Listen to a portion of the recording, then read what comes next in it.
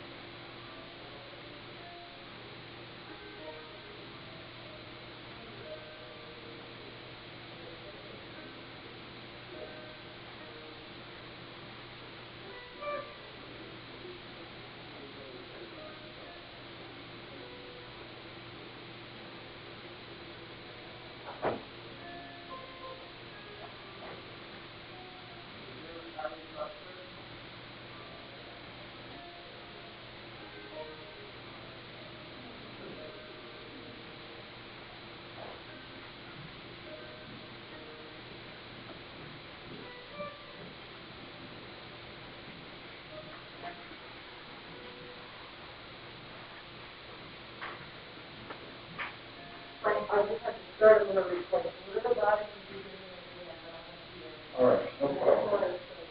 Harriet? Hi, I'm Harold Zawaski. We met last year I'm an appraiser, so I'm always doing this. Oh, okay. So we met. You've met so many people you wouldn't remember, but. I apologize. But no. But I remember you. Nice to see you again. Nice to see you too. Hope you're well and healthy and feeling. Yes. Where would you like feeling me chipper? to sit? Here? You can sit facing this phone or there. This session is being recorded. Good. And is also available online via audio to the public. Good. So I would ask you can use your outside voice here and speak towards this phone because that's where the mic is. Oh, okay, good.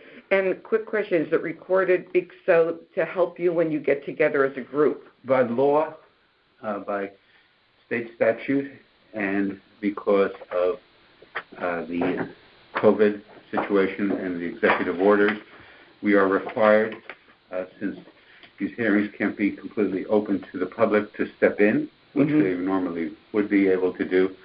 It's being recorded for the record, and it's also being made available to be heard.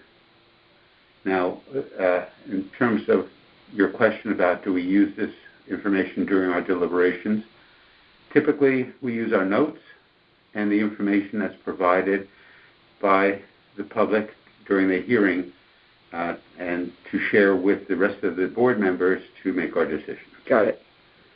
But the recording is there on the town's record for anyone who wishes to review it. Got it. Okay? Yes. So I guess I'm the first of 650 of us, huh?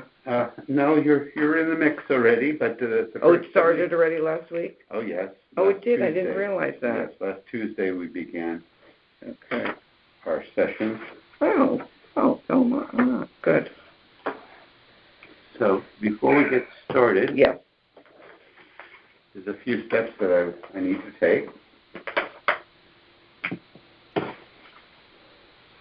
Do I need to sign this then? Just a moment, after I swear you in. Oh, okay, I'm ahead of the thing. I'll keep my mouth shut then. No, that's quite all right. I want to just make sure that we are listening to the appropriate appeal for this session. This appeal number is 139, is that correct? Correct. And the address property is 411 Roanoke Road? Correct. In Fairfield. The owner is Carter Marianne. Yes. Is Carter the first name? No, Marianne's the first name. Marianne Carter. Okay. The town has the property valued at $439,400, and the owner is asking for a reduction to $360,000. Is that correct? That is absolutely correct. The hearing date is Monday, March 8th, 2021. The hearing time is 9 o'clock. We are beginning this hearing at 9:04 a.m. on March 8th, 2021. Okay.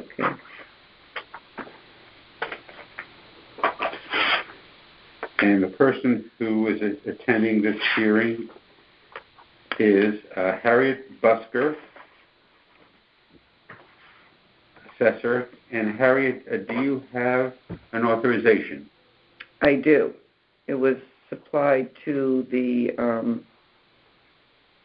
assessor's office when I brought this application in. Let's see. Do you have the original? For just a moment, I'll look for that, but perhaps I can take a moment to swear you in, and then we will sign the paper that was handed to you. Yeah, here's the. I have a copy. You should have the original. All right, that's fine.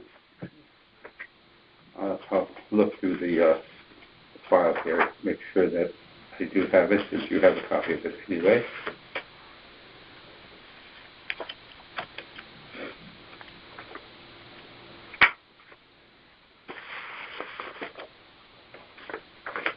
All right, let me at least get to the point of swearing you in. Harriet, do you solemnly swear that the information you shall give concerning the assessment appeal now in question shall be the truth, the whole truth, and nothing but the truth? I do. Thank you very much. And please sign the form that indicates your attendance.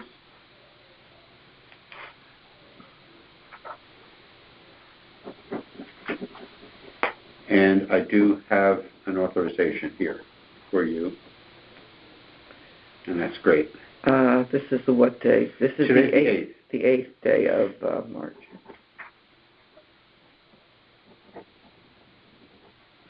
So I only sign this. You sign I'll sign on the bottom, yes. Okay. Would you like this now? Yes, please. Thank you. You're welcome.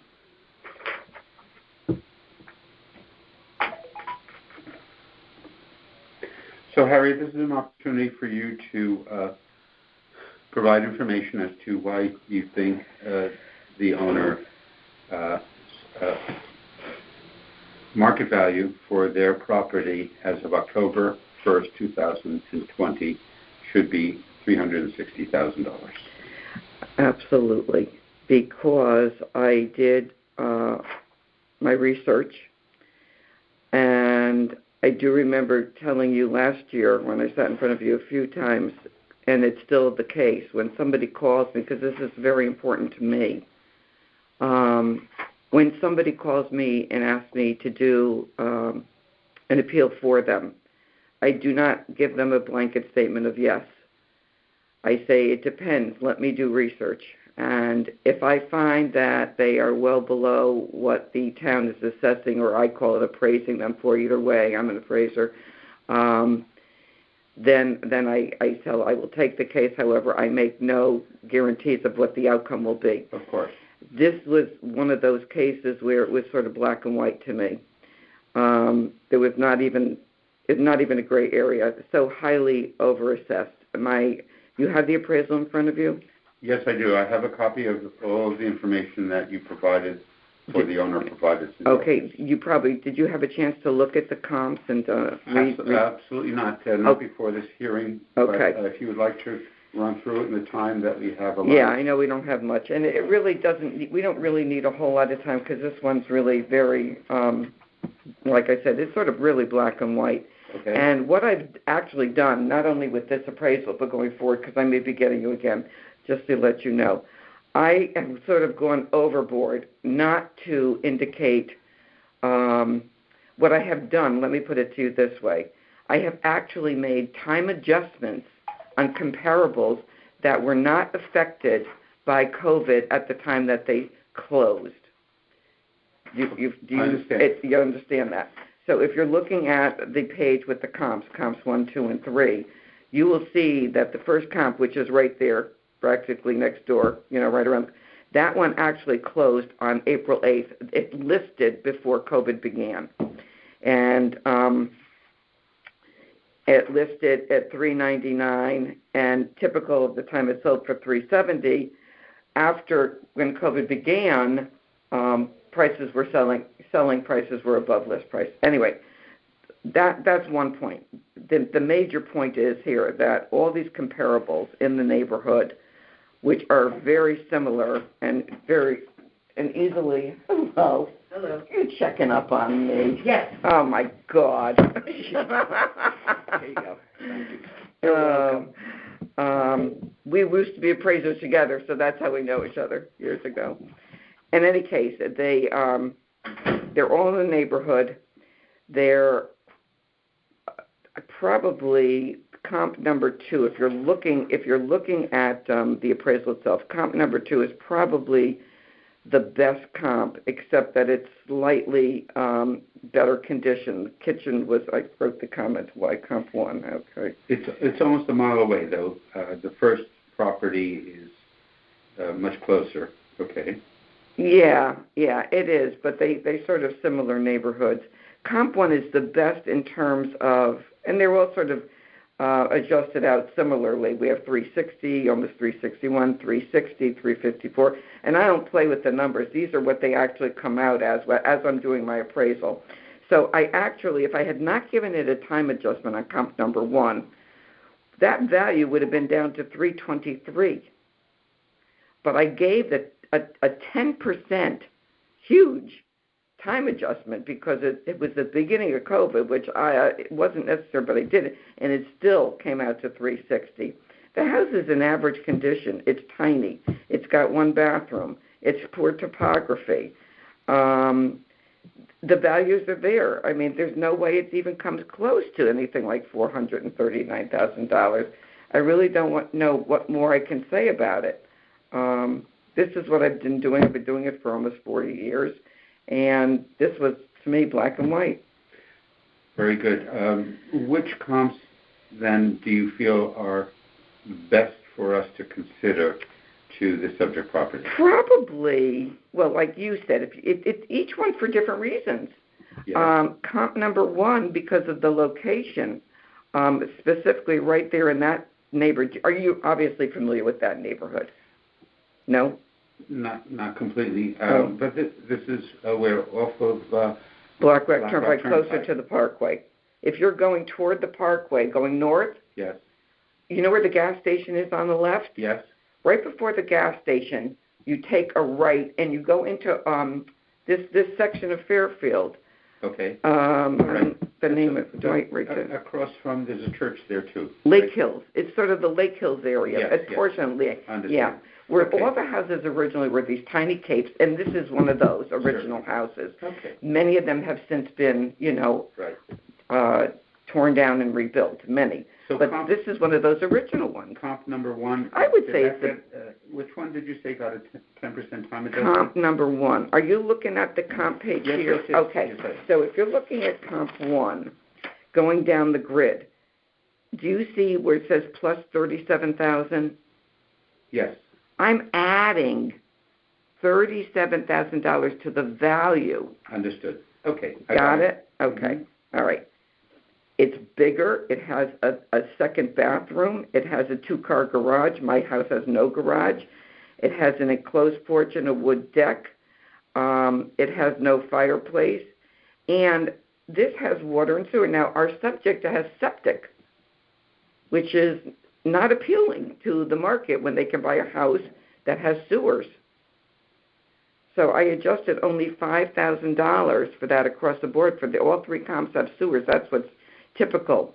Yes. They never hooked up to the sewers. So, I guess you could say comp one is the best overall. Mm-hmm. It almost doesn't matter because they sort of all come out to be the same price range. Yes. Yeah. So the issue with comp two is it's in better shape. It has new kitchen with granite counters, new vinyl siding, new roof, security system, tilt-out windows, and Connecticut basement system. And I only adjusted all those features at $10,000.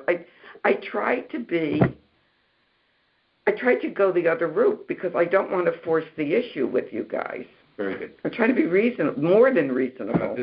The information that you provided seems to be reasonable to state your case. And is there anything else you want me to add to the file? No, I think like you said, I think I've stated my case.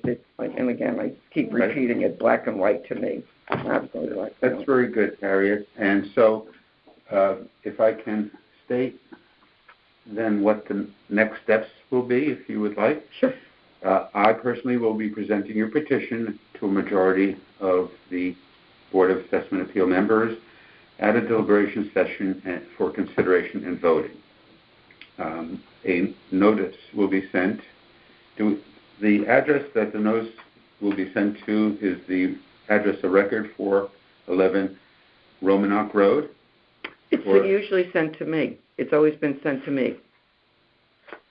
But that doesn't matter. I usually get it. Contact information in Trumbull, yes, 31 Seal Road. Okay. Yeah, everything's sent to me. Very good. That will be done. Within 7 days of our decision, you will receive a letter stating our decision.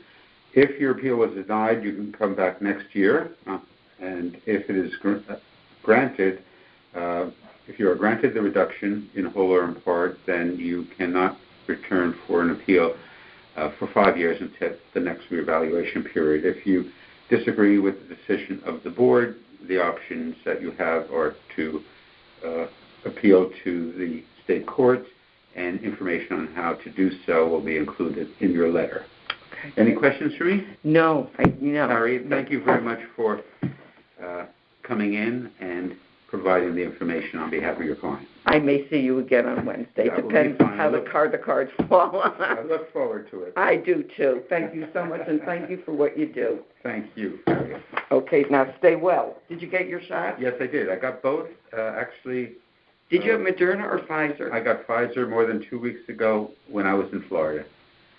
And you had the second one already? I had the second. And you didn't have a reaction? I did not. My wife and I did not have any reactions except, a little pain for a few hours in our arm where we got the shot. I hope. My husband and I are going for a second on Saturday, and we have Moderna, and everyone who had Moderna got sick with the second. So I'm planning to stay homesick all weekend.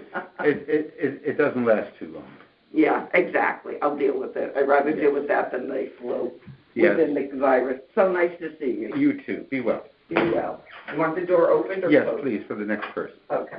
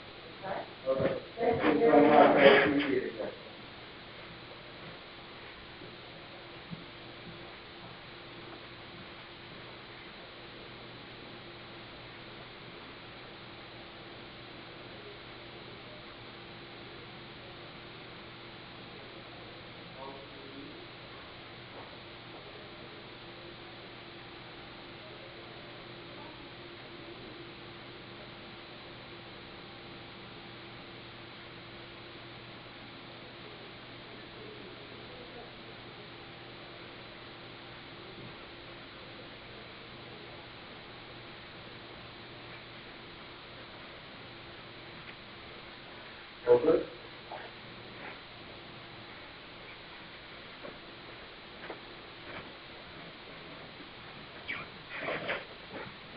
Hello, that's my husband. Please shut the door. Thank you. Just to eliminate any background noise. Whoever is going to be speaking, please sit in one of these two chairs.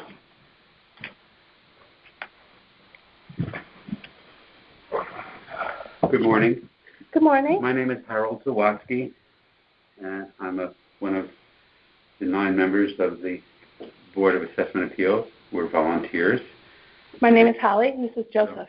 Holly, Joseph, nice to meet you. And our role, in case you're not aware, is to be advocates, somewhat as advocates for our fellow taxpayers in Fairfield, to hear your appeals, gather information, and then use that information during our deliberations for voting on your appeal. Yes, sir.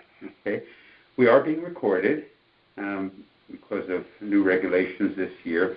Meetings are open to the public, but since the public just can't come in, we are recording for the town's record, but also it can be heard by members of the public.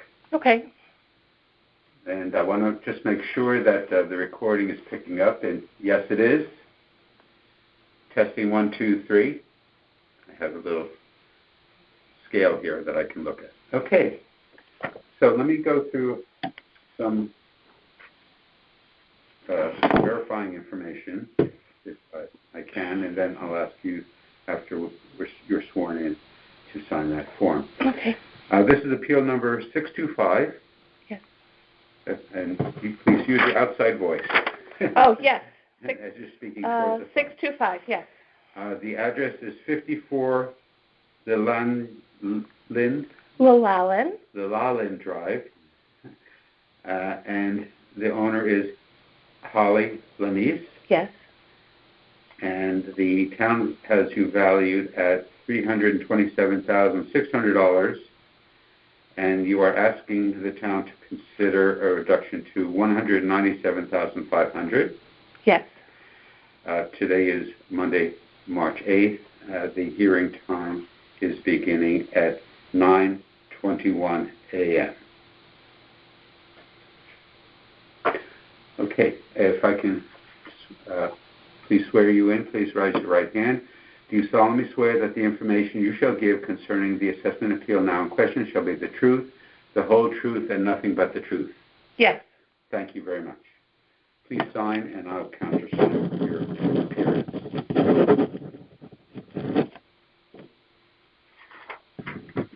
Okay.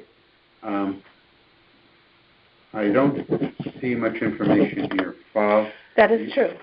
Your property value, but you did write on your petition, your property value exceeds prevailing market for conditions at home, water intrusions in the basement, and constant flooding on street has made basement unusable. Yes, sir.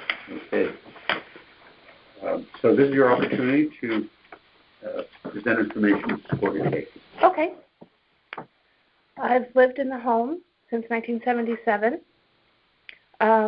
There have been flooding issues all along, but probably in the last 8 years, it has gotten much, much worse. To the extent that the town had a meeting with the area and the neighbors of Linley Drive, Bennett, and Bond Street of the problems that we've seen. Here is a copy of what we received from the town about ideas, what they need to do to fix flooding on Linley Drive and Bennett Street. Thank you. Linley Drive and Bennett Street, water comes from what's called the London Brook Watershed. A number of the houses over the last 8 years, probably 4 or 5 times, have been totally flooded and had to be redone in their basements. What did you refer to? The London? The London Brook Watershed. Thank you. Which is a part of what's called the Rooster River Watershed. Oh, yes. I'm familiar with the problems with the Rooster River. Yes. This water is coming from District 4, which I don't know. District 4 is what used to be District 7, Skytop area, golf course area, coming south through the Stratfield area, continuing down Stratfield Road into Brooklawn, past Brooklawn, all the way to where the culvert is in Bridgeport. That water then goes through the culvert, down Kings Highway, crosses over by Commerce Drive, and it goes out to the Ash Creek to the south. Got it. Thank you. This is the information about the problems with the Rooster River watershed from the town. Now, over the last 45 years, yes, there's been water in basements because we've had extended amount of rain for periods of time. We've had snow and then rain on top. But in the last 8 years, considerable floods to the extent that it has, I know, and I'm sorry these photos aren't better, but I mean, like, in the last one these that we photos had, are included in the package? No, I'm going to give you these photos right now. Very good. In the last one that we had, the big storm, it literally blew apart a portion of our street. From here all the way back to here had to be repaved because the water was so tremendous underneath the road, it burst it all apart. Wow. And is this the Linley Drive? Linley and Bennett.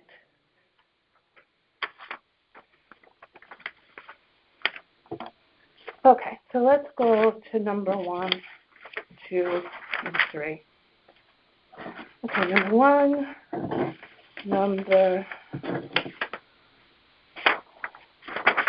2, number 3.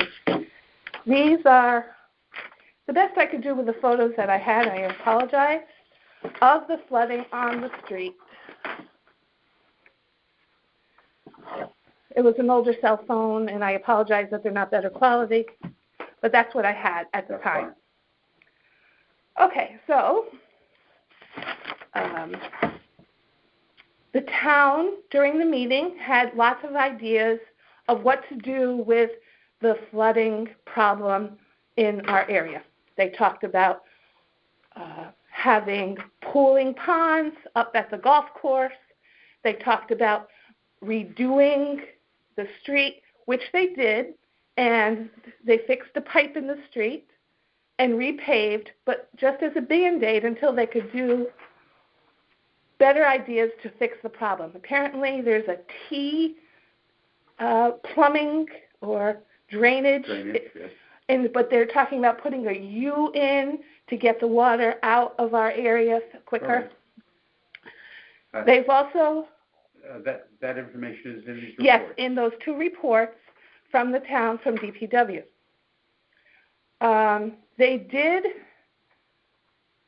dredge the pond at across the street at Owen Fish. That would not necessarily help us directly, but because the watershed goes behind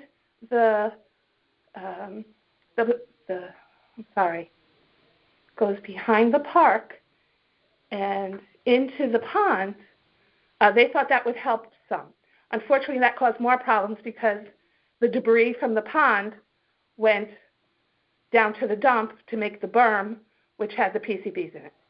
So that kind of like all stopped all things. And I understand the town has lots and lots going on, and we're not on the top of the list, so we try to just get by with what we have and what we could do. Okay. So, in that aspect, here are photos of my basement that is usually constantly wet because of the poor drainage in our area. Okay.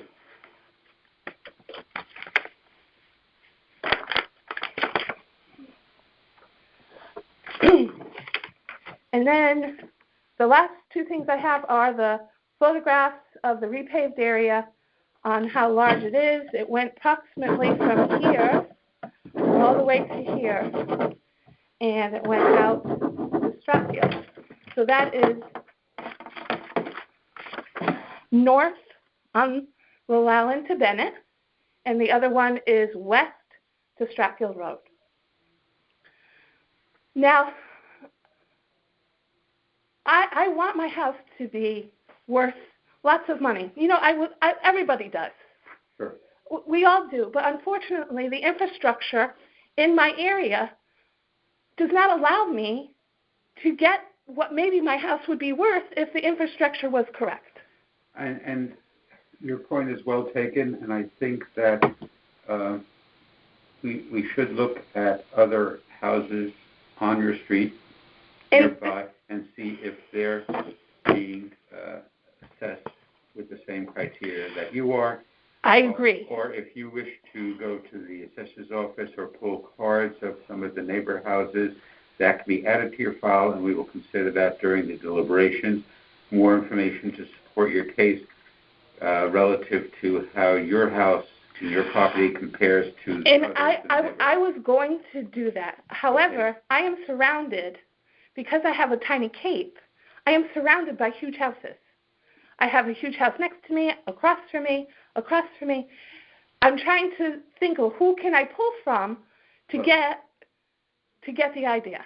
I understand, but if your issue is not with your dwelling. It is not. It's with the condition that your house sits on, yes. I believe, right? Yes. So the other houses may be sitting on a similar situation True. And may be coded differently, i.e. wetland issues or whatever it might be. I'm just suggesting this as maybe it'll help your case. Okay, then I'll go and do it. So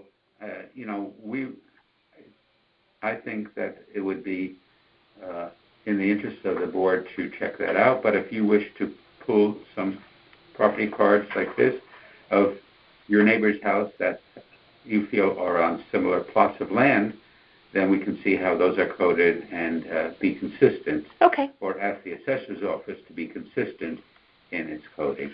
I'd be happy to, because I know of the 3 houses who have had these same troubles. I could pull those 3 houses. All right. And whatever you wish to add to the file that you feel would benefit your case would be certainly accepted and added. So is there anything else that you wish to add to the file?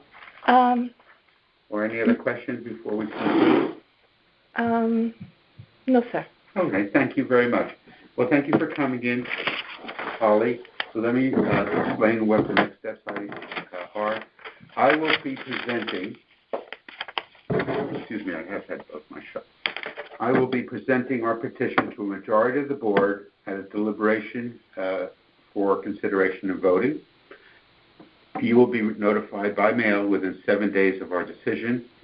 If your appeal is approved, that's fine. You can't come back again for 5 years until the next reevaluation, right, if it's approved in whole or in part. If it is denied, you can come back next year, and if you disagree with the decision of the board, you can appeal to the state courts, and information on how to do that will be included in your decision letter. Yes, sir. Okay, so and you probably, get an answer I guess, typically by the end of March. We were thinking that if we went to try to sell the house, we would have to disclose these problems. The same thing happened to my niece in Atlanta, and they did disclose it. She had a culvert alongside the house, and after they bought it only 3 or 4 years ago, they had 3 times that their basement was flooded, and insurance had to come in and repair, tearing out walls and things like that. So they did sell it. Atlanta is also a very active market like we have here. Only 80-some houses for sale in the entire Fairfield currently, so there's high demand, and I understand your plight. Well, right, thank you for the help that you are doing for the town, so we appreciate it. We know how difficult it is and how immense it is. It's about a little time-consuming, but somebody has to do it. When I pull those comps for other houses, to whom shall I give them to? Just ask them to add that to your file number with your petition. Yes, I have that on my letter. That's okay, all. Thank you very much. Okay, thank you. Nice You can leave the door open. Thank you for coming in. Thank you.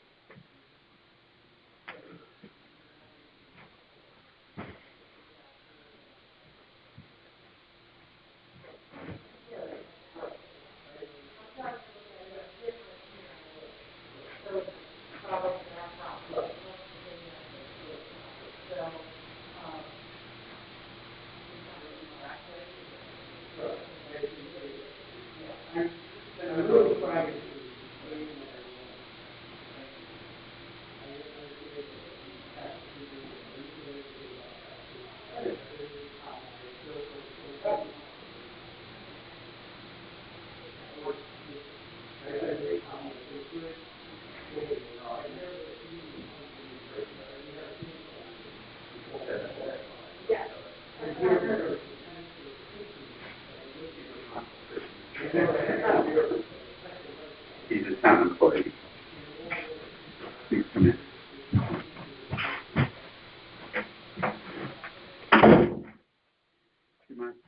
Don't mind take one of these seats. I have had both my COVID shots 15 days ago. So, according to my doctor, I'm not a spreader or a receiver. But be that as it may, we have masks on, so we're good, right? My name is Harold Zawaski. I'm one of the volunteer Board of Assessment Appeals members. This session is being recorded. This phone is picking up the voice. It's being recorded for the town record. Also, it is available for the public to listen in real time.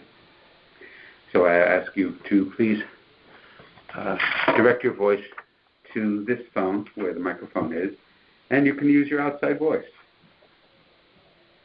Okay? Yep. All right. Welcome. So before we get started, I'd like to verify some information.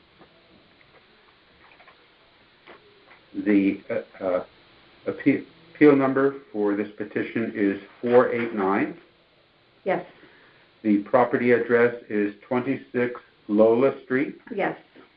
You are Marcia Baxe, owner. Yes. And the town has you valued at $407,200, and you are requesting consideration to lower that amount to $371,100. Today is Monday, March 8th, and we are beginning this hearing at 9:37 a.m. So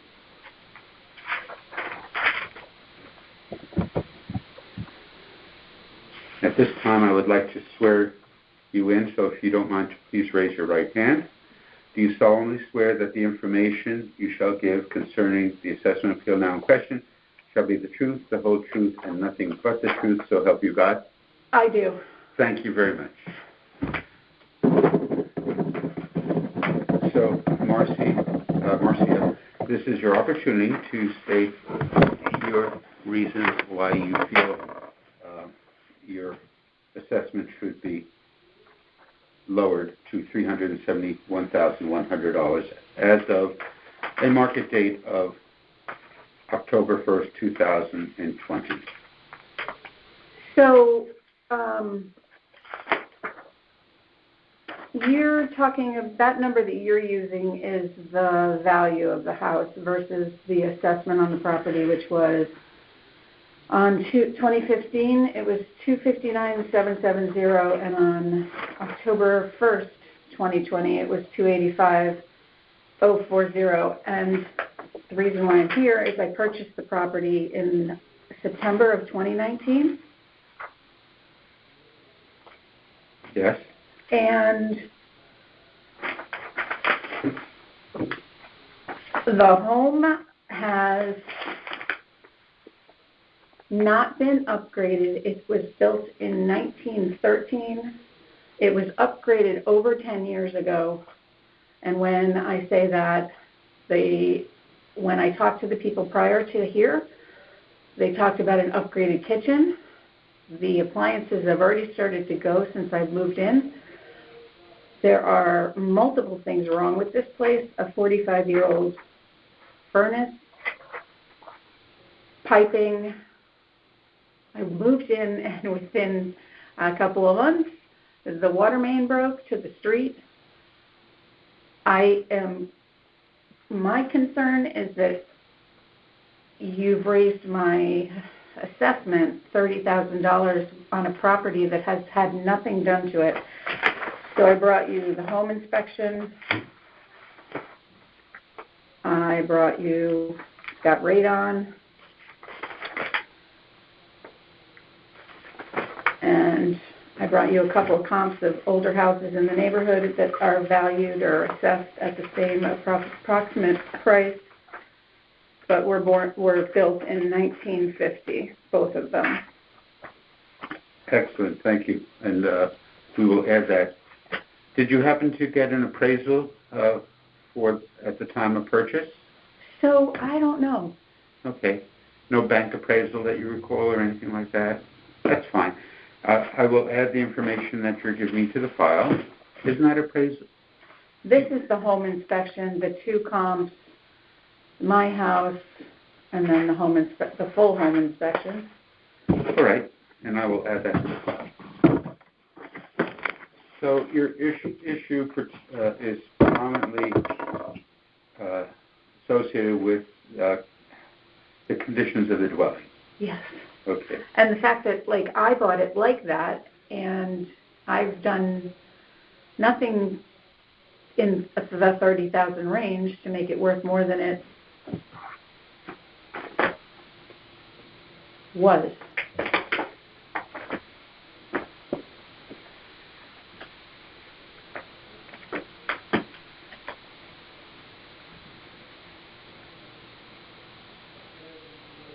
Okay.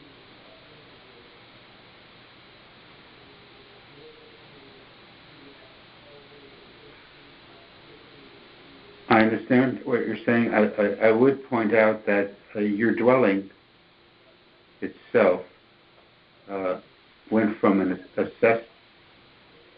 prior assessed value. Okay. The assessed value of your home did actually go down from 61,460, the assessed value, to 55,510, which is your current assessment. Okay. However, I do see there was an increase in the land value, so that's where the majority of your increase actually is. The land? On the land, yes. Your Okay. assessed value on the land went from 193.30 to 221,550. So there is a jump there. So we'll look at it. Are there any other issues that and I do see that you purchased the property in September of 2019 for $442,000. Is that correct? Yes. All right. Which I was nicely told by your office that I overpaid. Well, that's a judgment. There's right now today there's probably about 80 houses for sale in all of Fairfield. Everyone knows that the prices are going up. People are receiving multiple bids. Yes. And the question is, if you put your house on the market today or in October 1st, 2020, all right, and I mean to say this in a polite way, would you put your house on the market for $371,000 or more than that? I would put it more than that. Yeah. Okay. Mm-hmm. And that's what we're basing the assessment on. So just to no, I understand. I totally understand that, but I hope to stay here for a few more years. Yes. And to think that it went up in value with just the things that I have to do to make it. The next person is going to come in and question everything I didn't do if I don't do. Yes, you're right, and that's why we hold these appeal hearings and we gather the information. And the next step, unless there's something else you wish to add? Nope, that's it. All right. The next step will be that I will present your case. I just want to clarify. These two numbers are the land and the house together. Correct. Okay. Correct. Yes, we always take the property in its entirety, land, house, outbuildings, swimming pool, whatever. But the next step is I will be presenting your petition as the hearing officer to a majority of the board at a deliberation and consideration meeting, and we will vote. If your appeal is granted in full or part, you will be told that in the letter, and you will not be able to come back to appeal again for 5 years until the next reevaluation period. If it's denied, you can come back next year, or if you disagree with the decision of the board, you can appeal to the courts, and information on how to do that will be in your decision letter. Okay. All right, but thank you for bringing this information. I've made notes, and we will consider your appeal, and you will be notified within 7 days, and that will take place in March. Okay. Sounds good. Thank you. Thank you for coming in.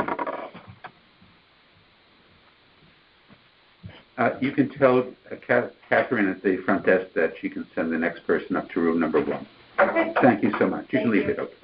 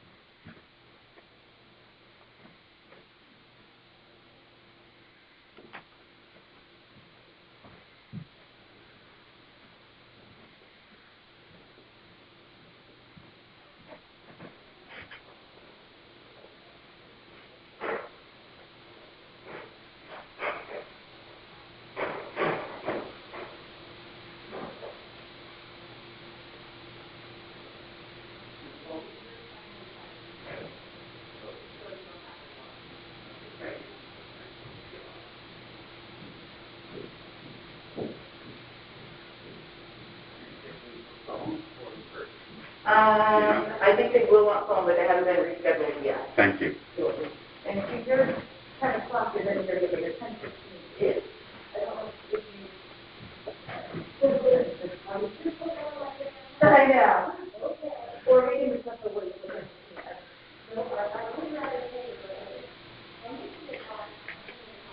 Okay.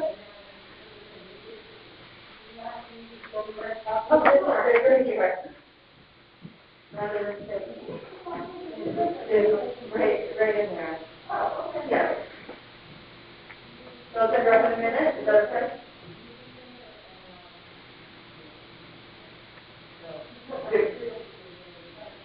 They don't probably for a few minutes. Okay. All right. Okay.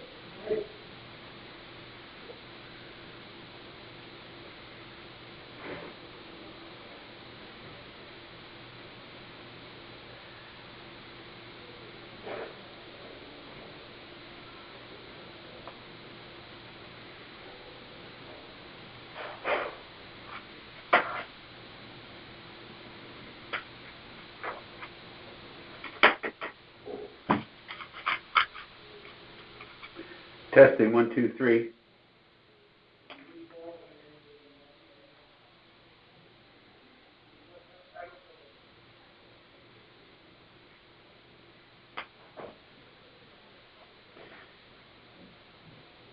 This is Harold Zawaski. It is 9:50 a.m. on March the 8th, 2021. Appeal number 234. The address 347 Wheeler Park Avenue. That appeal hearing is being rescheduled.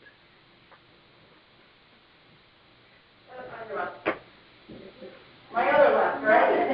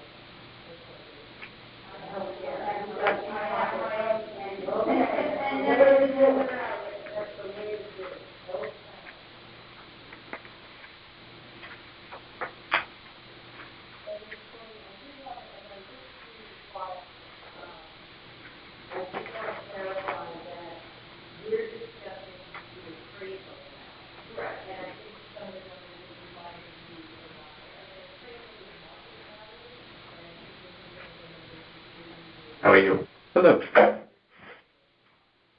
What would you like me to say? Hi, I'm Harold Zawaski. Are you Mr. Kilgannon? Yes. How are you? Good.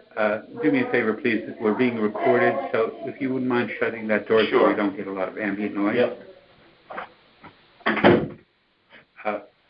Please feel free to sit in either of these two chairs. Okay. I'll pull my mask up. All right. Good morning. Good morning. How are you? Okay, I was just looking over your information. Okay. You'll have much opportunity to review it ahead of time. Mr. Kilgannon? Yep. My name is Harold Zawaski. I'm one of the 9 members of the Board of Assessment Appeals. We are volunteers, and we act pretty much like advocates for our fellow townspeople to hear their appeals and then meet to discuss and vote on the appeal. So before we get started, and I swear you in, I just want to verify that we are doing the correct property. This is appeal number 53. Is that correct? Yes. Thank you. The address is 64 Linley Drive. Yes. The owner is Terry Kilgannon. That's you. Yes. The town has your property valued at $495,100, and you are seeking a reduction to $405,000 as the appraised value. Right. Appraised value, yes. The hearing time that we are beginning is 9:57 a.m. And today is Monday, October the 8th, 2021. So if I may swear you in, if you wouldn't mind to raise your right hand, please. Okay. Do you solemnly swear that the information you shall give concerning the assessment appeal now in question shall be the truth, the whole truth, and nothing but the truth, so help you God? Yes, I do. Thank you. If you could please sign the document that indicates your presence and you've been sworn in. That's Okay. Thank you.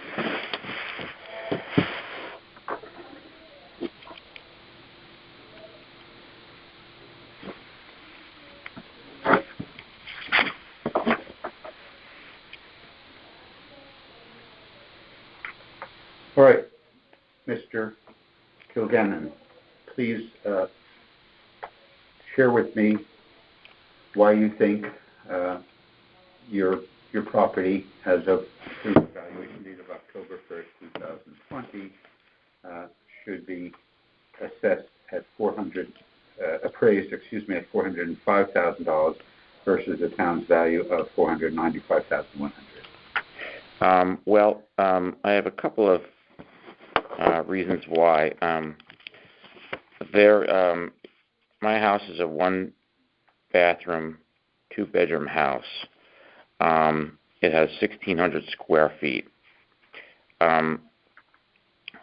The property across the street from me, which has twice the square footage and 2 more bedrooms and 1.4 more baths. In other words, it has 4 bedrooms and it has 2.5 baths and it has twice my square footage. That sold for $480,000 in July. So, and the address of that property? Do you happen to have that? yes, sir. The one? It's 45 Linley Drive. And that sold for how much? $480,000, and it is twice the square footage, 1.5 more baths, and 2 more bedrooms.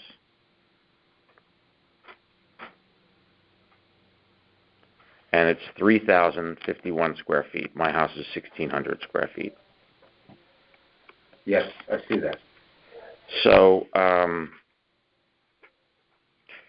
That's one reason. I mean, how my house could be sold, how my house could be valued more than a house that's almost double its size and has 2 more bedrooms and two more bathrooms, essentially. Yes. And then another house around the corner from me, which has more square footage, more bathrooms, more bedrooms, and twice my acreage, and was recently renovated as a fix and flip, sold for $485,000, and that was in February. February of 2021? Correct. And what was the address? The address on that is, it's Melville Road. It's 1233 Melville Avenue, I'm sorry. 1233. 1233 Melville Avenue. Yes. So that house has 3 bedrooms, so it has 1 more bedroom than me. It has 2 baths, so it has 1 more bath than me. It has approximately the same square feet, and it has twice the acreage. That's just right around the corner, yes. And that sold for $485,000 in February. And it was recently, they bought it, they fixed the whole thing up, sort of as a fix and flip, and it was in tip-top shape. A very good point, yes. I also have another house. I'm trying to find the address. It's what I did is I went through houses that are like mine, meaning 2 bedrooms, 1 bath, and about my square footage. Yes. The most expensive one I found in town was $429,000, and this is in a area that's much more desirable than mine. So that's a comparable house, and that's number 560 Brookside Drive.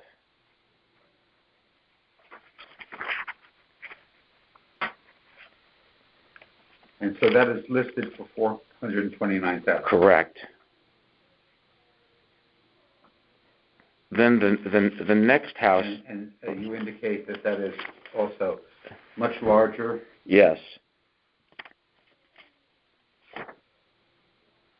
But it is a 2-1? It's a 2-1, yeah.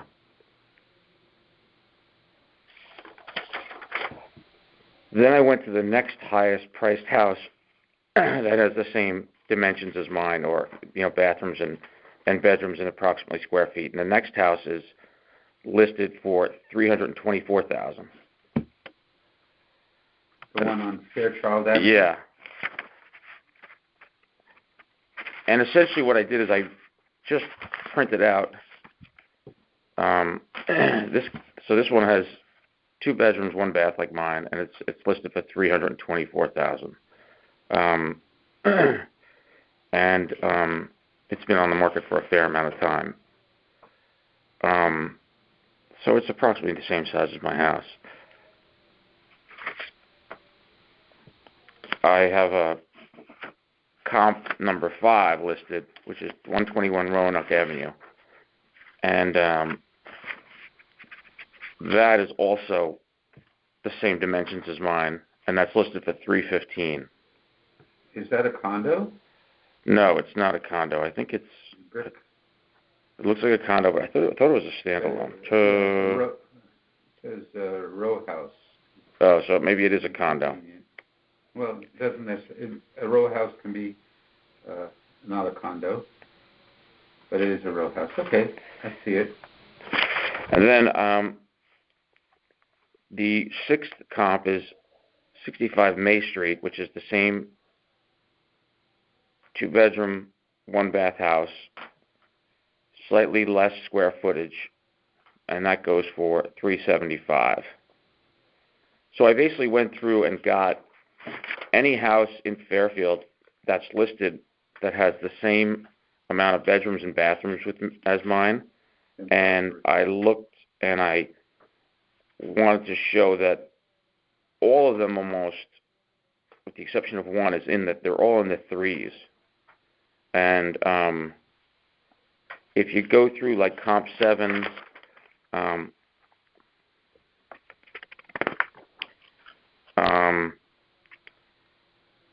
have a comp 27 is a list of a whole bunch of them. Okay. Basically, what I'm showing is that you basically can't buy a house in Fairfield that is 2 bedrooms, 1 bath.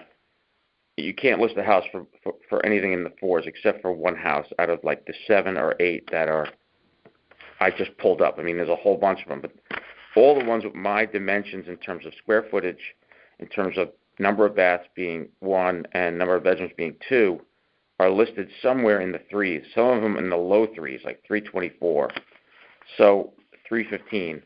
So my contention is that, considering that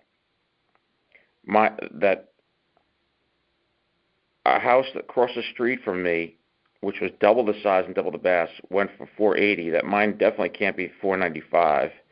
And considering the fact that any house that's similar to my house in square footage and bathrooms and bedrooms is listed in the 3s in Fairfield, and I could have kept on going in terms of printing out all the comps that show similar house to mine in the 3s.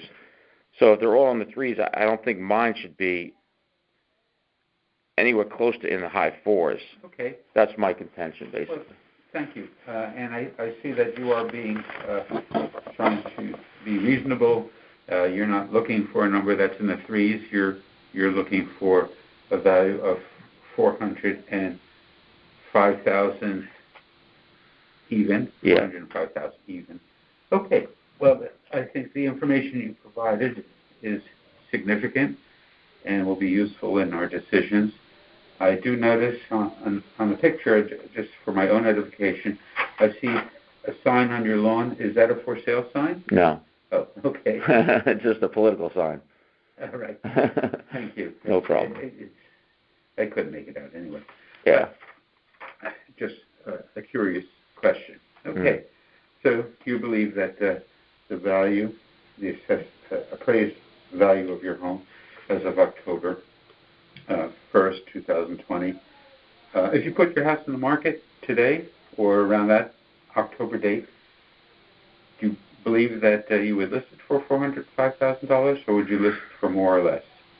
Well, I would list it for a little bit more, but that's what I would expect to get. Okay. I would list it more to start. That's maybe 425 or 430 or something like that. Okay. I mean, I don't think I could really list it so much more because the houses on my block are just not selling them. You know, like I said, the house across the street, the house around the corner, these are nicer houses, more bathrooms, and they're selling for, $480. So if I have like half the bathrooms and half the bedrooms, I really don't think I'll be able to get.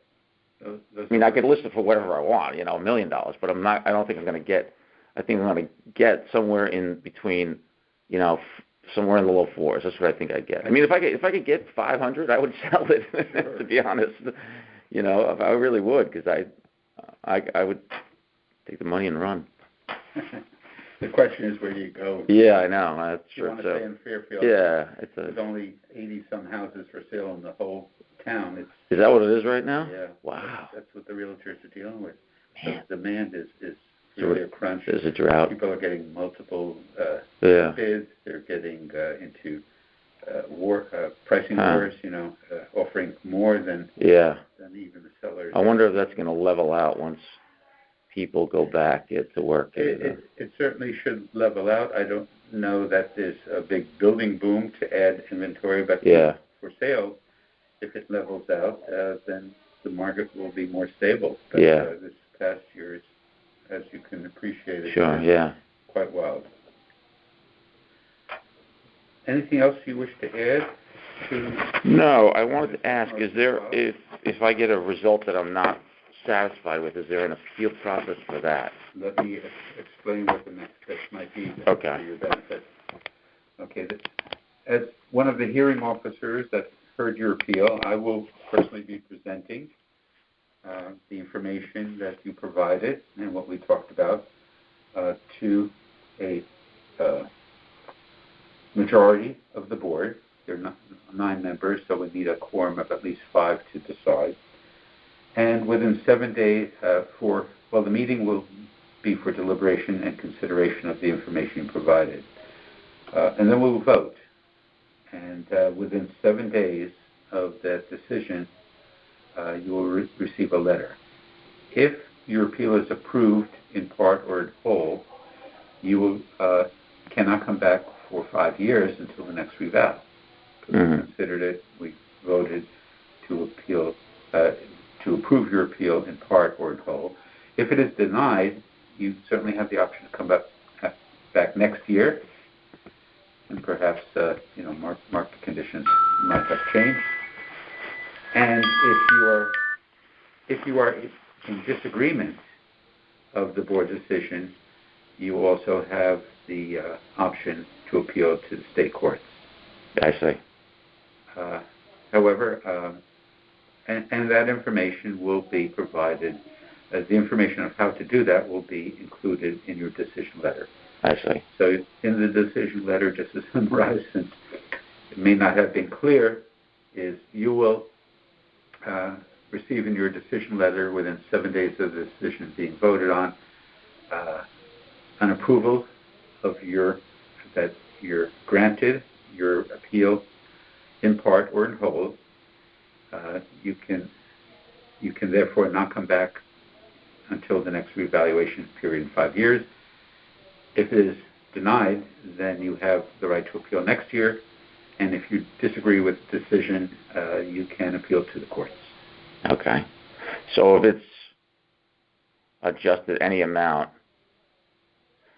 if it's an adjustment but not an adjustment that I think is fair, I either have to appeal to the courts or I have to wait 5 years. Correct. So Okay. Let's say we don't get to the exact number that you've asked for, but we come up with a decision on a number that's between what the town says and what you say. That's a granting in part. Okay. Granted in part. Okay. Because we're granting a part of the amount that you're seeking in your petition. Right. Okay. Okay. So based upon certain factors, we may decide that the number should be between those two numbers. Okay. I was a little surprised in terms of how they let us know about this hearing. You mean by mail or email? No, by the fact that they told us Friday night that you have a hearing Monday morning. The notices for the hearings should have gone out shortly after February 19th. No, they went out Friday. I got an email Friday, so it wasn't there because I got an email Friday, and I got a letter in the mail Friday. So it wasn't a mistake because they couldn't have mistaken both of them. And I could show you the email, and it has an email date on it, and I have the letter, and it does say a different date, but it's received in my mailbox. Actually, it doesn't have a date. It was received in my mailbox Friday, and the email was received Friday. I see that you dated this on the 14th of February. Okay. Yep. And presumably you dropped it off here with all of your backup information at that time, right? How did this information... I thought that I had given that to the Vision group. I think that's what happened. I think I just sent it to that...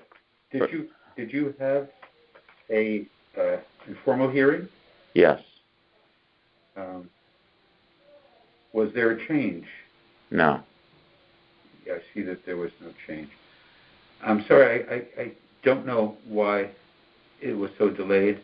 I suggest that maybe you go down to the assessor's office downstairs and ask them why the date of your hearing and the date that you received notice of the hearing was so close together, because that is an unusual situation, and I really don't have an explanation for that. I'm sorry. Okay, I understand. It's not probably, you had nothing to do with it. It was just very odd that they gave it to you. Well, I don't have the file information. We verified the information that I have is for your property. Is there anything else you want me to add to the file? No. All right. I think that you provided very good information for our consideration. I thank you for coming in. Thank you, Harold. And please feel free to address your question to the assessor's office downstairs. All right. Thank you very much, and thank you for spending your time doing this. Okay. Well, it's something we volunteer for, and somebody else to do. Yeah. Thank you. Have a lot of them? Over 600 this year. Normally we get about 120. Wow. So we've added to our members. Typically we have 5 elected members, but this year we requested and received 4 additional members to help out with this amazing increase. Yeah, sure. That we kind of anticipated. Yeah, right. Okay, thanks a lot. Thank you. Take care now. You too. You can leave the door open and tell Catherine at the front desk to send up the next person, please. Okay. Thank you. Okay, thank you so much.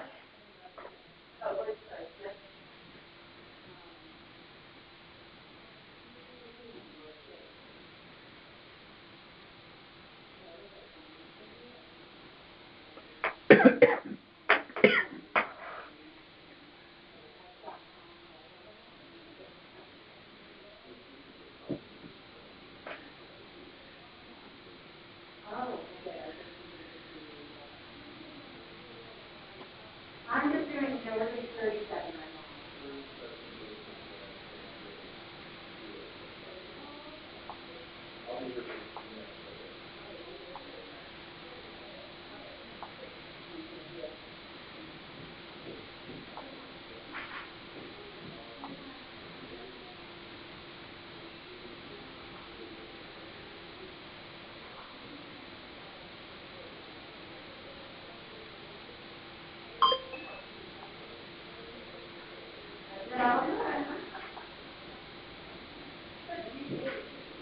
That's right. Like we're reception field. That's right. Well, for little, right? Oh, and you're over here with that, right? Harold, hi. So you don't have a 10:15 on here, but someone got rescheduled, Charles Adams, to Yes. 10:15 today. Can I sense that he is here? If I have his folder. Yeah, that's what I wasn't sure if you had it because he wasn't on this. He was rescheduled, but wasn't on this. You may not if it's. No, if you could check with the assessor's office. And grab his folder. If they have his folder, then we can send him up and Okay. here. Okay, I'll grab his folder and then come up with him in a minute. Thank you so Thank much. you. And then your 10:30 is a phone. Yes, I saw that. Okay. Thank you very much for that.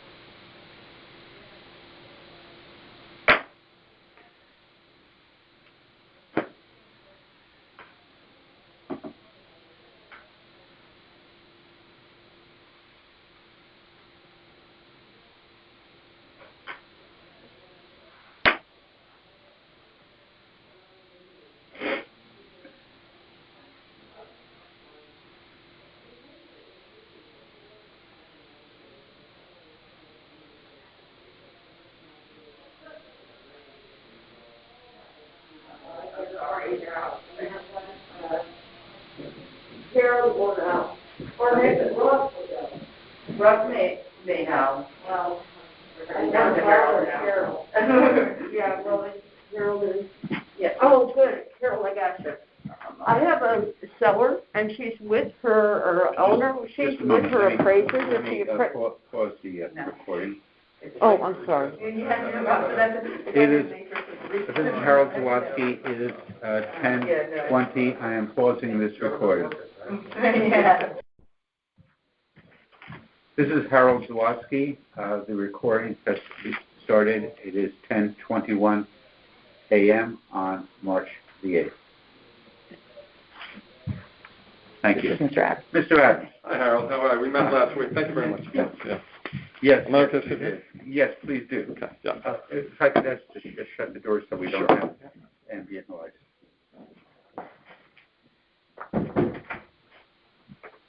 All right. This is a reschedule. It is March 8th, 2021, and we are beginning this recording at 10:21 a.m.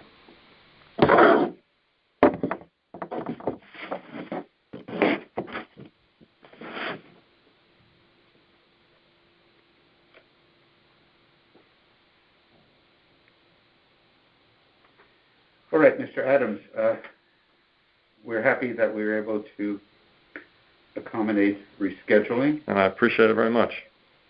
And I do have your information here on file.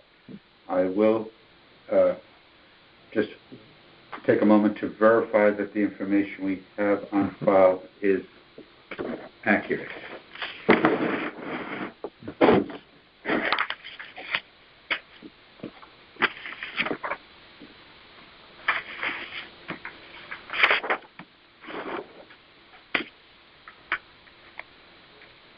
This is appeal number 65. Yes. The property is located at 51 Birch Road in Fairfield. The property is owned by Charles and Georgia Adams. The town has the property assessed at $450,000, and Mr. Adams believes that the fair market value of this property as of 10/1/2020 should be $701,600.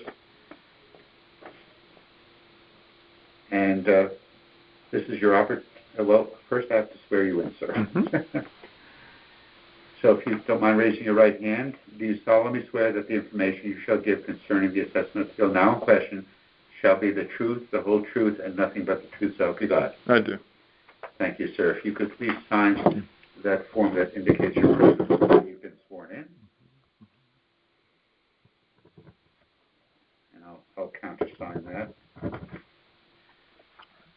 So this is your opportunity, Mr. Adams, to state why you are making this appeal and Sure.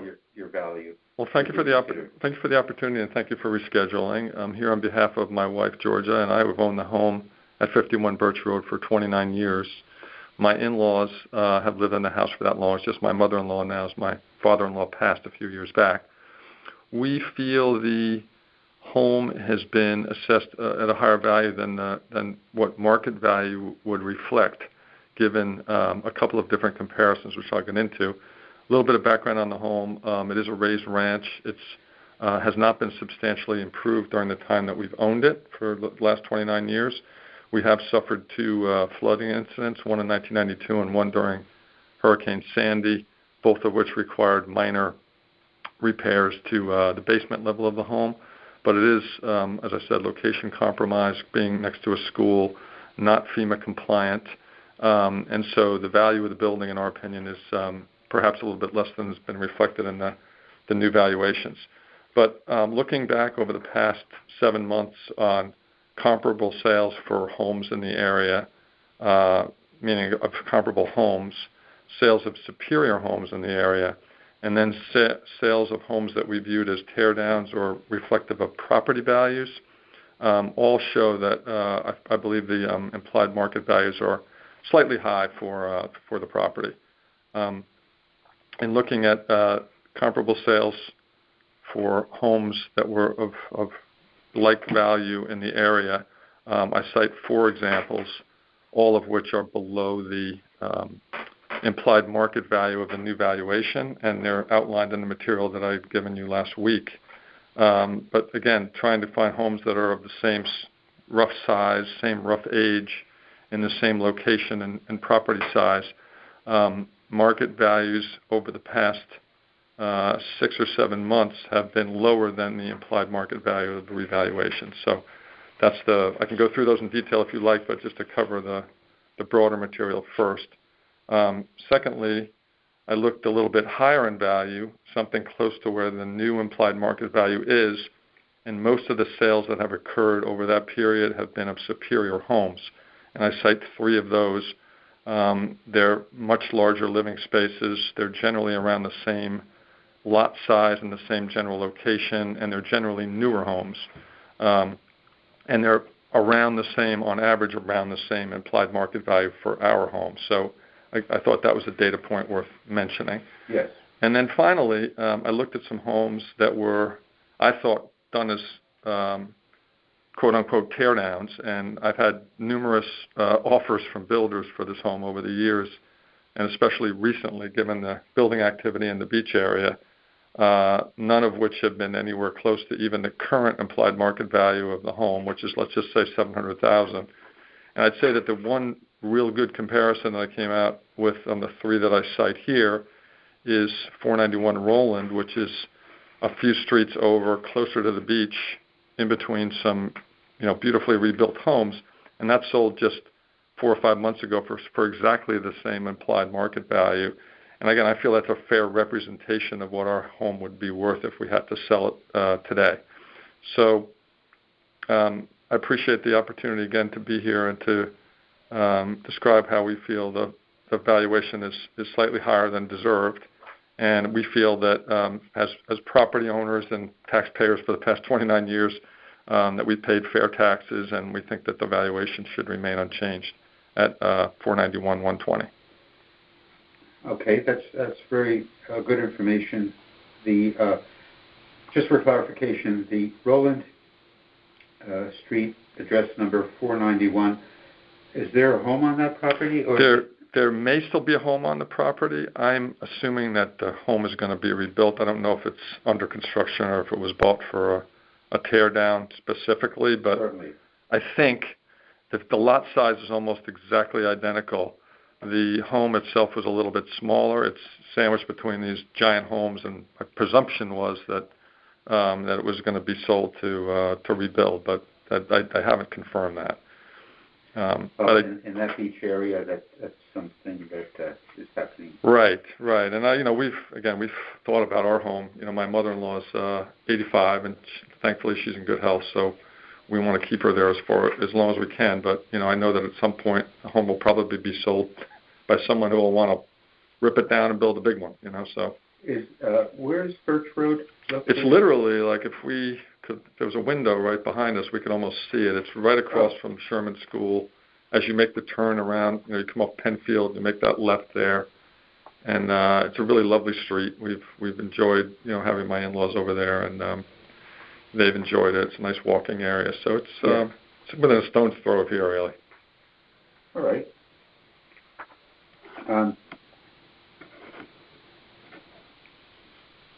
Did you go before an informal hearing? No, I had a phone hearing, and I think they did make an adjustment, which I appreciate from the initial. Yes, I see there was an adjustment. There was an adjustment. Approximately $20,000. Yeah, and well appreciated, I think. And I had a nice conversation with the gentleman, and I just felt like, I think I had made the case to them then that we felt it shouldn't be changed. And it looked like it was really just the land value that was changed in this revaluation, as I looked at the detail on it. And I majority, yes, you're right. The majority was in the land value. Yeah, and I just, I understand it's it's considered the beach area, and it's an area that's attracted a lot of interest, in COVID and whatnot. But again, we feel like it's, it was, I think it was 8.5% or something. It was just, it really doesn't reflect where we could or where we've seen, we think, valuations happen in the past 6 months. What do you think you put the house on the market on today, or as of October 1st? I think we would probably ask something around $700. I've talked to a few agents, and none of them have felt like we could sell it for that much. But I would probably start by asking that much because, in their view, they think it's a teardown. Everyone seems to. Yeah, it's amazing. Yeah, I mean, it's a nice house. Believe me, my mother-in-law is very happy there, and it's neat, and it's. We love the neighborhood, as I said, but most people want to have a bigger place, I guess. Absolutely. Well, I thank you for bringing in the information. Thank you. And I think that you are providing information that supports your case. So the next steps are that as the hearing officer, I will personally be presenting your petition to a majority of the board for deliberation and consideration and a vote.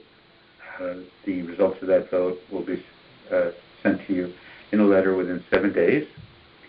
And if you are granted your appeal in full or in part, you cannot come back until next year. 5 years until the next reevaluation. If it is denied, you do have the right to come back next year. And if you disagree with the decisions of the board, you can appeal to the state court. And information on how to do that, if you wish to do so, will be included in the decision letter that will be sent to you within 7 days of the decision vote, and typically that will be within the month of March. Okay, terrific. Thank you very much. Well, thank you very much, Harold. Thank you for your time. Thank you. Thank you. Have a great rest of your day. Thank you. Please, you can leave the door open. Okay.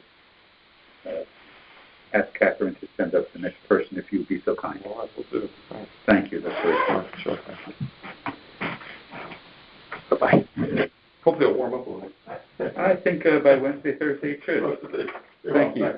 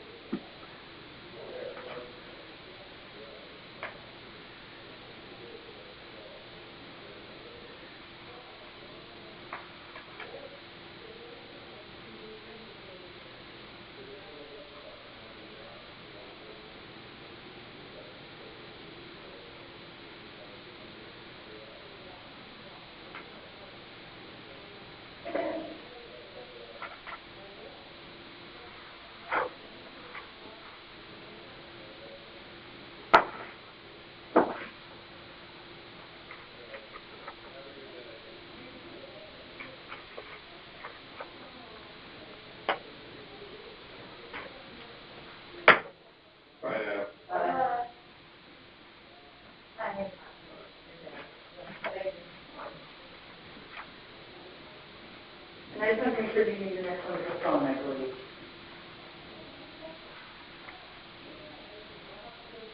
Okay. No problem.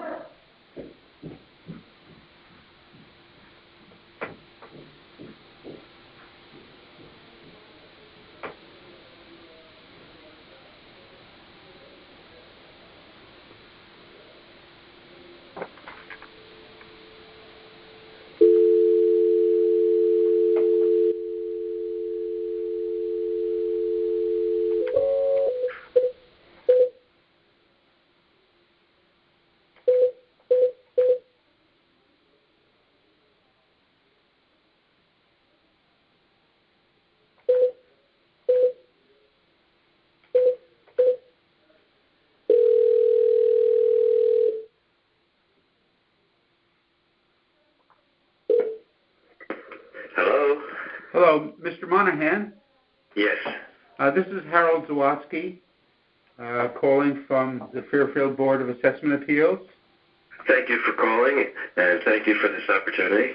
I apologize for being a few minutes late. It is currently 10:35 on March the 8th, 2021. Mr. Monahan, are you an attorney? I am. All right. As an officer of the court, you need not be sworn in, but I would like to verify some information that I have related to this appeal.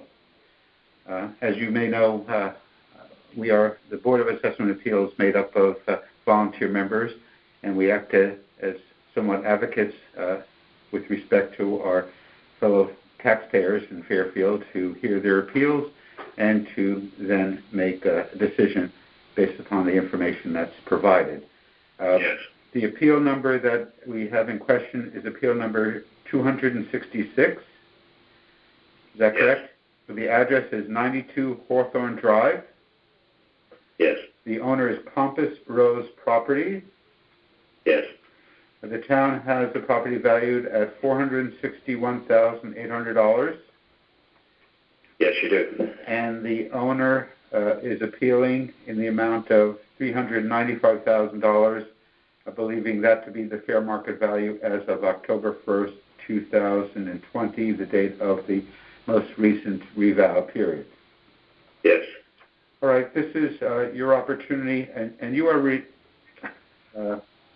representing, you are an attorney, and you are representing the Compass Rose Property Company, and your name is Timothy Monahan. Yes, middle initial F, Timothy F. Monahan. Timothy F. Monahan. Thank you for that correction. So this is your opportunity, sir. I do have the information that was presented in the file, and I see that. So please share with me why you believe that the owner's reduction should be considered. Because as fair market value is defined in your materials, and this being such a recent sale, the property transferred on, it was in December of 2019, so it's very fresh and relevant to the 2020 reassessment. It transferred at full asking price of $395,000. I think that's the textbook definition of fair market value. And the date of that transaction was? December, it was somewhere between the 12th and the 16th of December. All right, December 2019. We enclosed a copy of the deed for your purposes. Thank you. With our materials. So, in effect, you are asking the board to consider the value of the home to be the selling price, which took place at the date you indicated, which I'm looking for.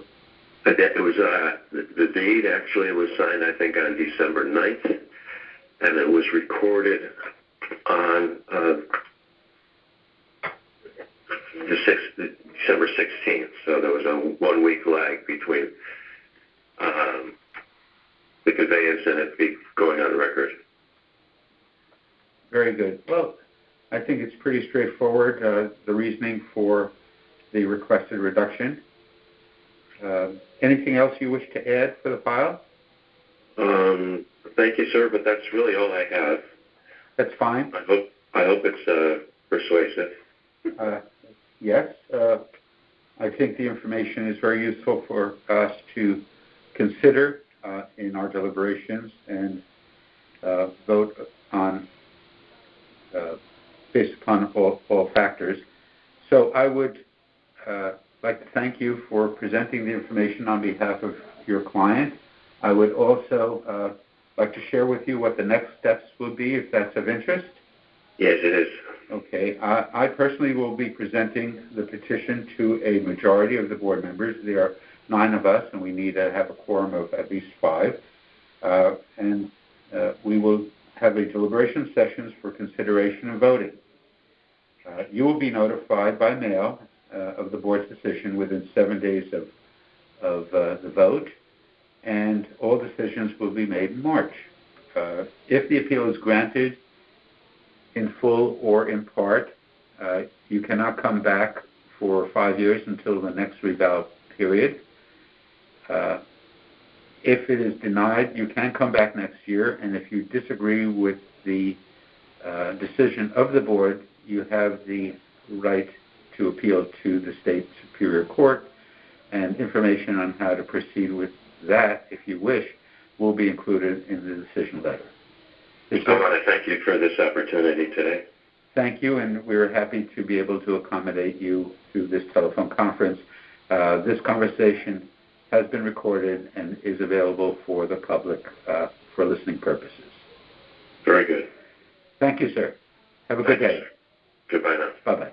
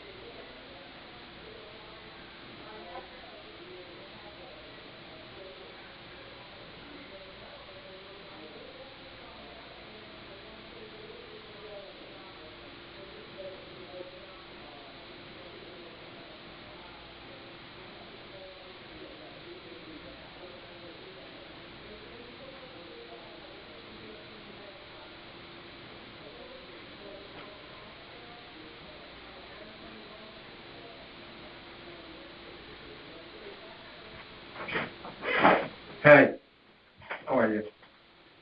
Very well, thank you. Busy day. Busy one. I can imagine. Have a seat. All right, you got it.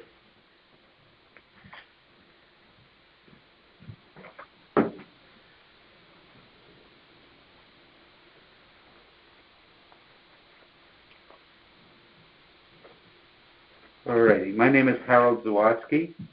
I'm a volunteer member of the Board of Assessment Appeals in the town of Fairfield, and I'm here to gather information for this hearing. This hearing is being recorded. This phone is picking up the microphone, so please use your outdoor voice. Sure and speak thing. towards the phone. So I'll speak as loud as I can. the recording is being done for town records and is also accessible in real time for the public to hear Okay. the conversation. Okay, fair enough. So before we get started, I want to verify information, and then I'll get you sworn in. Okay. The appeal number in question today, and we're beginning this session at approximately 10:47 a.m.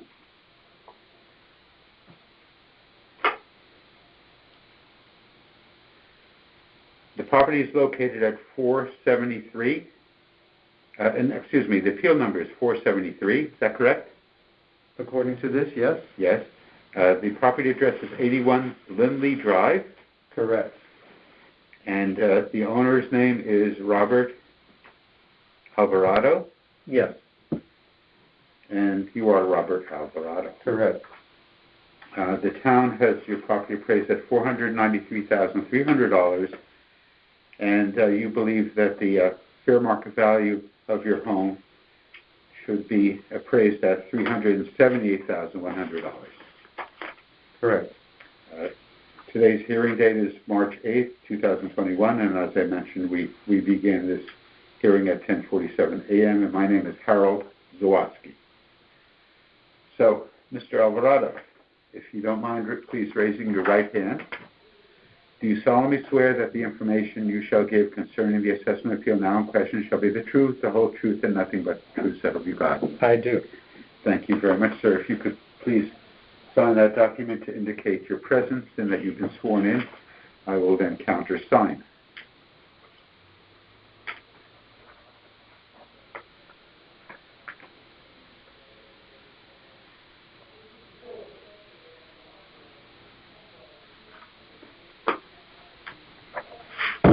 Okay, that's great. So, Mr. Alvarado, this is your opportunity to present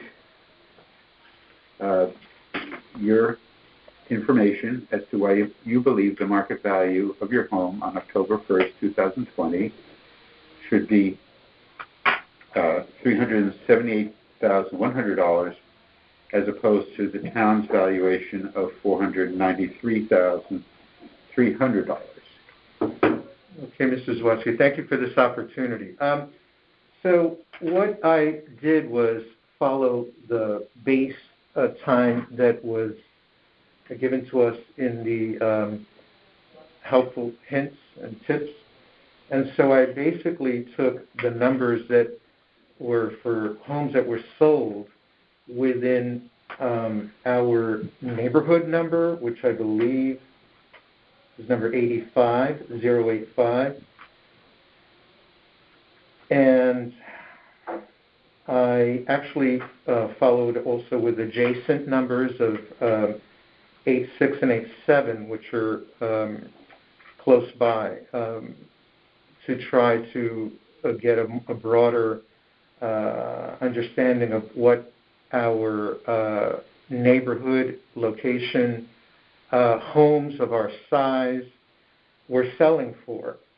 So I focused on the dates of that we were supposed to focus on, which was October 1st, 2019 to October 1st, 2020. Yes. I took all of the sales of that particular time period. Then I focused on sorting them in different ways. I tried to stick to houses that were within the range of just above 1,000 square feet or in that area till about 1,250 square feet, which many times will wind up being either a one-level or a two-bedroom, one-bath, three-bedroom, one-bath, three-bedroom, two-bath. So what I did was had the living area comparisons. And the living area comparisons, our living area, 81 Linley Drive, is 1,076 feet, square feet. And if you, I don't know if you have a copy of the document that's a spreadsheet, that I can share that with you because I printed out a copy so you can have one. I'm looking in the file.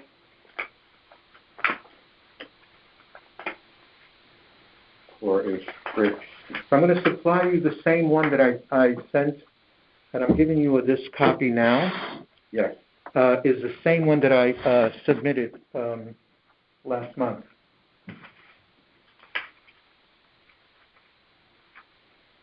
Thank you. I'll add that to the file. Please do. So that will be the second copy that the town has received. So based on a two-bedroom, one-bath home, within that document that I just handed you, you'll see bolded type. These are comparables to our home, which would be two-bedroom, one-bath, and roughly a similar land area. And they all fall within a certain price range. And so we disregarded the lowest price range at the lowest price home at $319 and the highest being up in the low fours. And they averaged out, if you look at the spreadsheet clearly, it averaged out in terms of a cost sold. These are sales. And this is based on the database of BGSI, is it? Yes. And the average sale came in at around $378. Our home was purchased in 2008 for $360.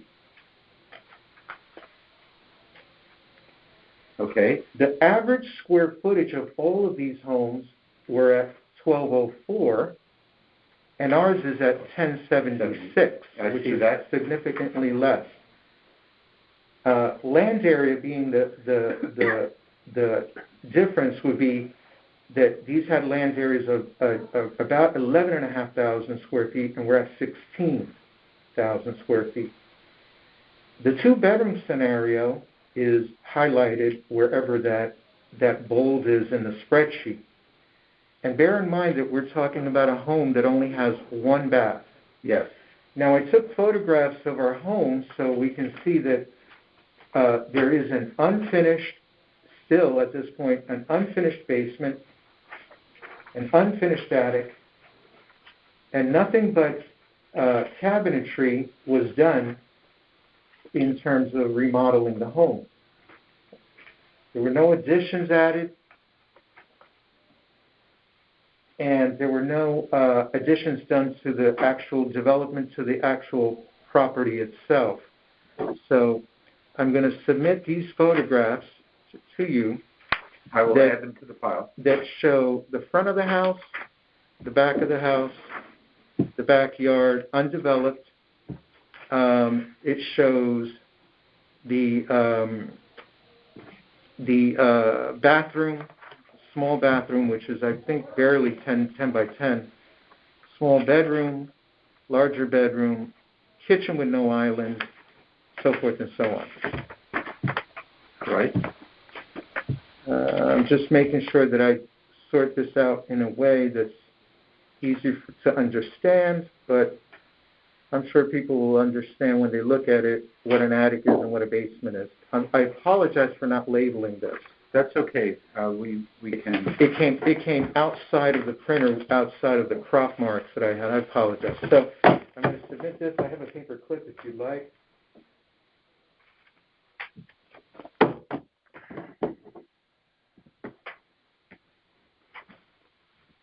Thank you. Thank you. All right, it's quite clear. Looking at your own field card, and we'll look at the others as well that you've submitted as comparisons.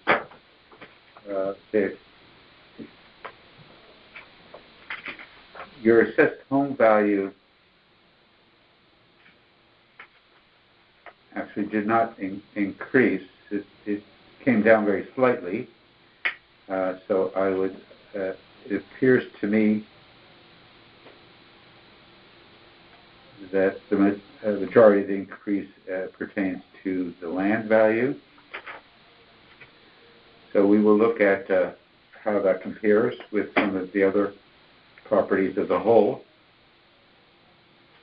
And we'll review all of the information that you provided, including the sales during the reval period in your neighborhood and neighboring neighborhoods that you provided. I noticed that in recent months, it feels like it's trending downward, unfortunately. It looks like a home on whether it's a quarter acre or half acre, and we're somewhere in the middle at 0.36 or 7, it looks like it's trending downward because in recent sales, some of which have been still under $400,000. I only focused on the time period that we were referred to. I understand. I'm not a realtor. I'm not an appraiser, but I have been told that there's probably only about 80 homes in all of Fairfield on the market now, and don't know what the trends might be. That's something that maybe realtors have a better handle on. But I do know that housing prices, because of demand, has been increasing. So yeah, I do notice that. No, I appreciate that, Mr. Zawaski. The issue here is what is the value of a 2-bedroom, 1-bath home, which is probably the smallest type of home that there is. I mean, beyond that, it's a garage. Right, or studio. And so we're not in a position where we're selling a second bathroom. No. We're not in a position where we're selling a third or fourth or fifth bedroom. We're not in a position where we have 2 floors. But yes, I understand. And that being the case, the land itself has only so much value because at this point, where we're situated on our block is not necessarily the most desirable either. We're surrounded by neighbors, and on top of everything else, we have a fair amount of trees they're compromised at this point. That anybody that would actually want that property would probably spend about $10,000 to $12,000 to remove trees. Yeah, so we're not in the best of situations here. Right, I understand. I brought that up just looking at the card and pointing out where I saw a major increase. And the question that you need to ask yourself too is, what would I put the house on the market for? What do I think the real value is if I were to put it on? What would I ask for the house? Or what would it sell for? What would it eventually sell for? Questions. Yeah. So and that's why the comps that you provided are useful. Yeah. Because those are actual sales that took place during the reval period. Correct. And they're only from the VGSI. And I didn't take the liberty to extend that beyond that base period where I saw comparables that were actually even less, that actually helped my point. I just felt I would be cluttering up the amount of documentation. The second thing is that I'm looking at current sales. Yes. And there are current sales in our area, some streets like Donna and others, and they're not necessarily doing well in terms of increases because they are smaller homes. Understood. And I noticed 1 or 2 of them are close to the 0.4, 0.5 land area. Yes. So my concern is that as a small homeowner, and I'll say this in conclusion because I know you have another appointment, is that we're really in a very difficult situation. Yes. And I appreciate your time. So let me just conclude by telling you what the next steps might be. I personally will be presenting your petition in front of a majority of our board members. We need a quorum of at least 5. And you will receive within 7 days a letter indicating our voted decision. If you are granted in whole or in part your appeal, you cannot come back for 5 years until the next reevaluation period. If you're granted whole or part. If you are denied, you can come back next year. And if you disagree with our decision, you can appeal to the state superior court. And information on how to do that will be included in your decision letter. Thank you very much for coming in, sir. Thank you.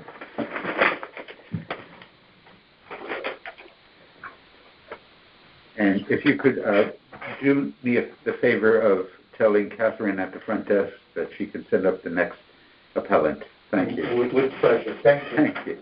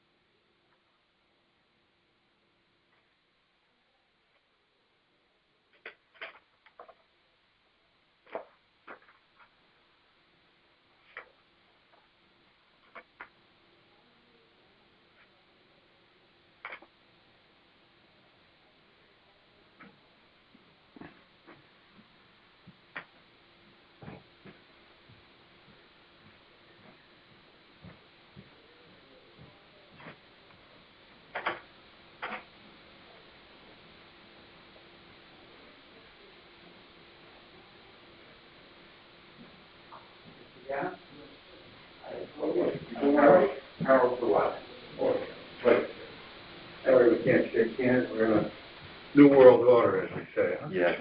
Although I was lucky enough to get my shots done. Good for you. Congrats. You want me? We're picking up on this speakerphone, so you can either sit whichever one you wish, but speak in your outdoor voice, please. And My outdoor voice. Your outdoor voice. Cheering on your favorite team. My client was supposed to join me. I don't know where he is, but if he pops in, I will cover that. But he's not here yet. All right. Let me just verify some information. So we have, and if your client comes in, that's fine. He can join our hearing. Thank you. How you doing? Okay. I'm doing good. Thank you. Thank you. So you get both of your shots? Yes, I did. So my parents got theirs. I was in Florida at the time, so... You're lucky. Are you half-time there? No, just a couple of months this year. Good for you. So my dad was cooped up. My mother wouldn't let him out too much. And so he finally got theirs, and they split down to Florida just this week. Okay. Well, Mr. Gannon, we're starting a little bit later, but Let's go. Not a problem because I don't have my next hearing until 11:30, so we can stretch it out to be the time that you need to present your case. So let me start off by verifying that we are in the right appeal. Mm-hmm. This appeal number is 546. Correct. The address is 125 Melville Drive. Correct. The owner is Giuseppe Bocconfuso. Beautiful. Si, grazie. That's yes. Yes. Thank you in Italian. Yes, I know. For the record, the town has the property appraised at $502,100, and the appellant is requesting that to be reduced to the fair market, their opinion of fair market value as of October 1st, 2020, to be $350,000. Today is March the 8th, 2021, and the hearing time that we're beginning is 11:05 a.m. And here representing the owner is Paul J. Gannam. Mr. Gannam is an attorney, and so as an officer of the court, he need not be sworn in. How am I doing so far? You're doing good. Okay. So, Mr. Gannam, please. Good afternoon. Or good morning, I should say. Yes, it's still there. All right. So the Bocconfusos had purchased this property just about 4 years ago. It could possibly be 5. I think they paid $338,000 for it. I think it's around 4 years ago, though. That would be on the property card. We can verify that. It looks like it, well, so maybe I'm wrong. It was April 13. 10th, 2015. 15, right? 15, yes. Okay. So they're basically 5 years out, a little less than 5 years of the reassessment date, but certainly close to 5 years to today. They paid $338. So this is an older house. It was the vintage on it is 1960, I think. The bathrooms and the kitchen are all, as I understand it, original. The siding, the windows all need to be replaced. This is a starter home for them. Certainly has the potential to be close to those numbers if it was all redone, but it's not. And so I think Vision Appraisals probably does generally a pretty good job. There's a couple of comps that I've attached to the appeal. One is at 2182 Stratfield Road, which sold for $330,000. Similar square footage, similar style house, age.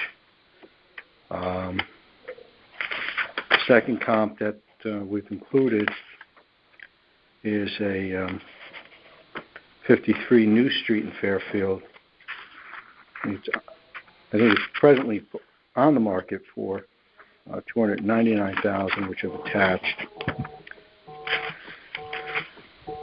Just going back to the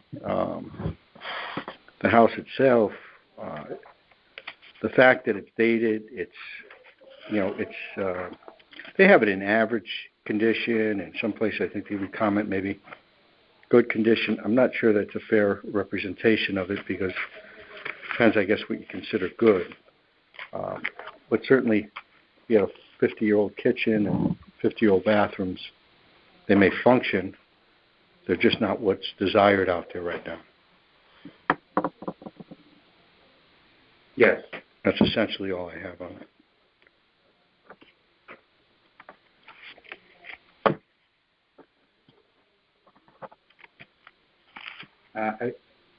I see for some reason, and perhaps you can help me understand, on the property card, Vision property card, it indicated that this was an unqualified sale.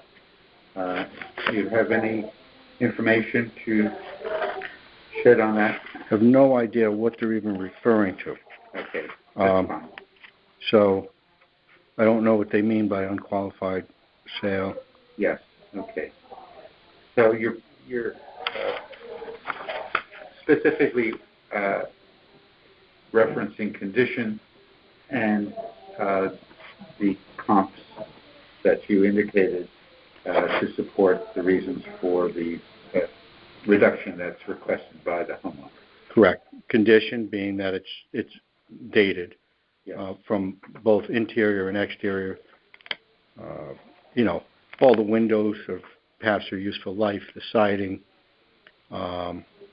kitchen, bath. I mean, it needs some TLC. Yeah, it's got the old electrical. Doesn't have many of the amenities people are looking for these days. So, and the increase. So if we just look at the bare increase from what they paid, they paid $338. That would mean you're picking up close to $40,000 a year over the past 4. Those are huge. 6 years. Is it quite 6? It's almost 6 years. It's purchased in April in 2015, and we are now in March 2021. It's pretty strong. So, in a strong market with approximately 80 homes in all of Fairfield on the market today. All right, but this information is very useful. The comp that you provided certainly should be considered, and the condition factors. But certainly looking at the comps will be an indication, especially those that may have sold in this period, in this last reval period. Anything else you wish to add to this? Nothing further. I thank you. You're quite welcome. And just to share with you what the next steps might be that you can certainly tell your client. I personally will be presenting your petition to a majority of the board. There are 9 members, and we need to have 5 voting members for a vote. And you will be notified if you're the contact information of record. Yes, you are. You will be notified of the board's decision within 7 days of the decision being made. If you are granted a reduction in whole or in part, you cannot appeal again until the next revow period of 5 years.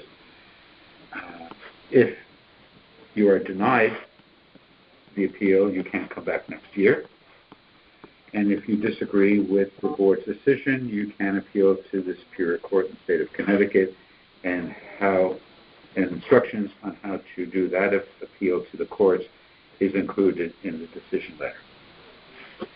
Is there anything else, sir, that you would like to add? No, just I've not heard that. In part of it, you said if they give some reduction, yes, you can't appeal for the next 5 years. Not for the same property. At the state statute, yes. Interesting. Okay. Granted an appeal in whole or in part, you cannot come back till the next revow period. If you are denied, you can't come back year after year, year after the denial. In the next. So you can come back if you're denied. If you're granted, you can't. You can come back if you're denied. You can't come back if you're granted in part or in full. Interesting. I always thought that was if you took the appeal to Superior Court, not just at the court. That's another aspect. If you are, what's the word I'm looking for? If you disagree, if you don't agree with the board's decision, then you can appeal. The next steps to appeal our decision to the Superior Court. Okay, and that's statutory, huh? Yes, sir. They don't give you the site there, do you? I'm just curious. That one I didn't see. If you have it, if you don't, it's not a problem. I don't want to put you out. You just perked my interest when you said that. Yeah, I understand. There is yes, I do have the handbook here that is published by the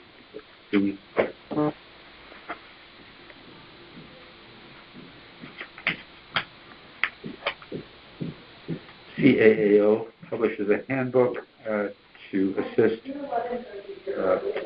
BAA members across the state. And checking to answer your question.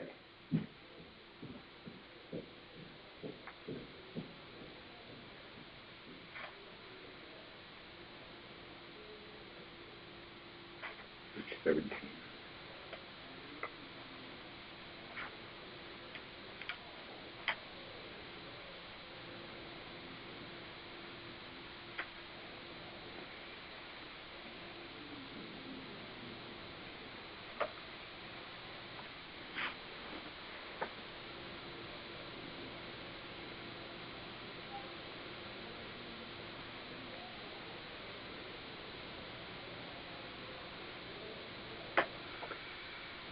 Decisions rendered by the Board of Assessment Appeals are binding unless altered by the assessor as described in CGS 12-111 or are appealed to the Superior Court as described in CGS 12-117A or CGS 12-119.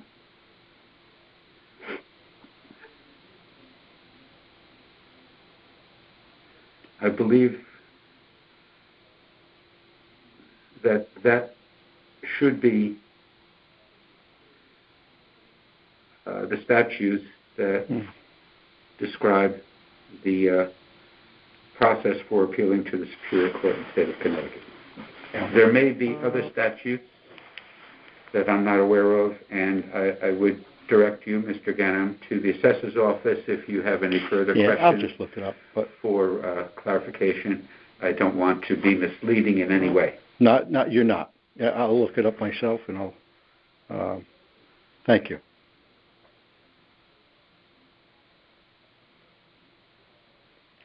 Those are the standard statutory appeal sections,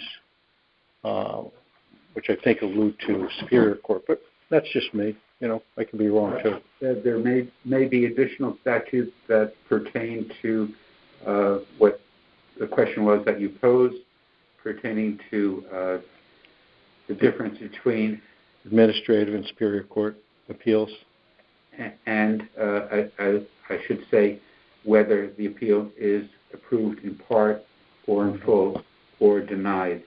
There may be statutes that stipulate what the options are for the homeowner under those conditions.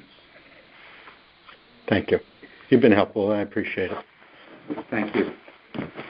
All right, that concludes this hearing. It is now 11:17 a.m. on March 8th, and this is Harold Zawaski, room number 1. Thank you, sir. Thank you. Mr. Zawaski, nice meeting you, sir. Nice meeting you, too. Oh, Let me sign that? Or? No, you haven't been sworn in. But yeah, you said I didn't need to. No, you don't. As an officer of the court, you don't have to. But, yes, you can sign it to indicate your appearance, but not necessarily that you've been sworn in, because you are an officer of the court. Thank you. Thank you. Much appreciated.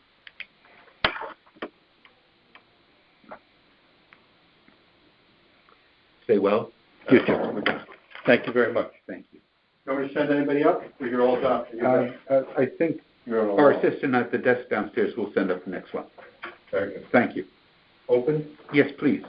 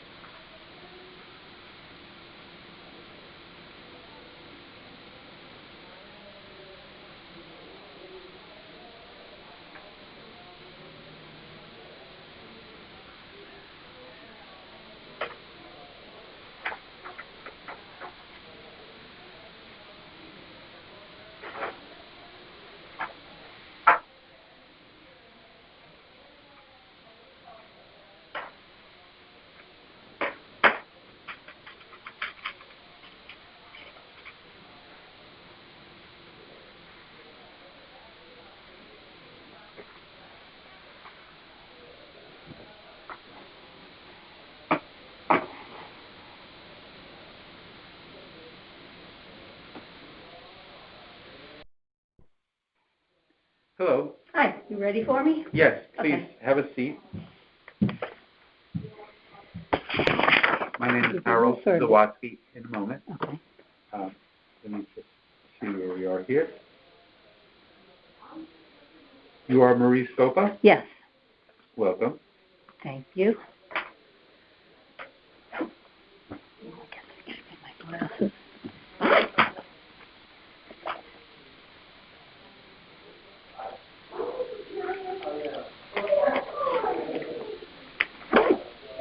You're here a few minutes early so we can chat. Okay. If I could ask a favor, if you don't mind, to please shut the door so Sure. that we're not disturbed by ambient noise.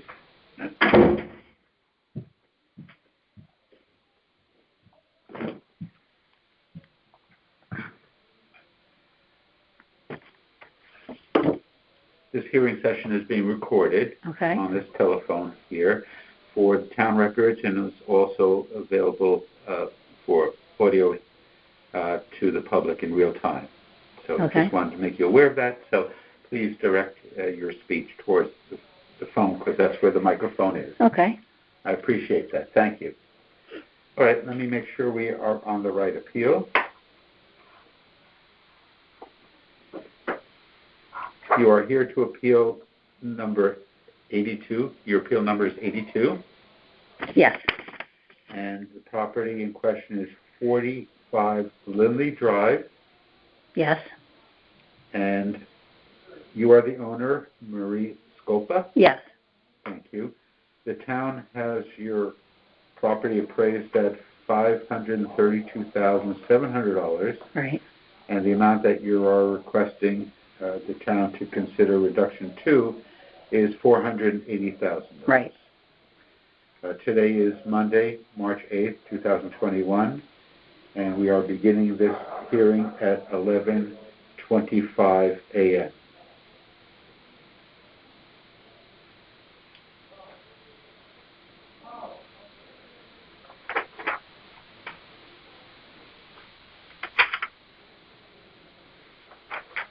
Okay, Ms. Scopa,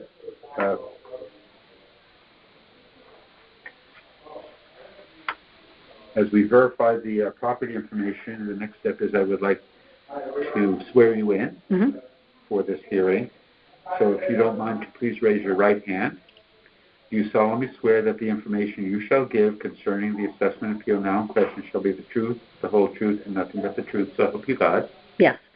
Thank you very much. If you would please sign to indicate your appearance and also that you've been sworn in, I'd appreciate it.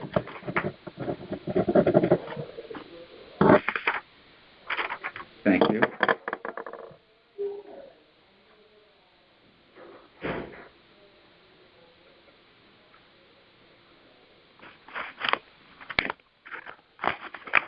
So, Ms. Scopa, this is your opportunity to share with me during this hearing information regarding why you feel that your property, the value of your property as of October 1st, 2020, should be $480,000 and not the town's appraised value of $532,700. Right. I bought the house and I closed on July 29th, and I paid $480,000. The house had been listed by the previous owners. What was the date of purchase again, please? July 29th. Of 2020. Right. And the house was listed on the market by the previous owners at in the mid-5s. I'm trying to find the paper that shows the exact amount.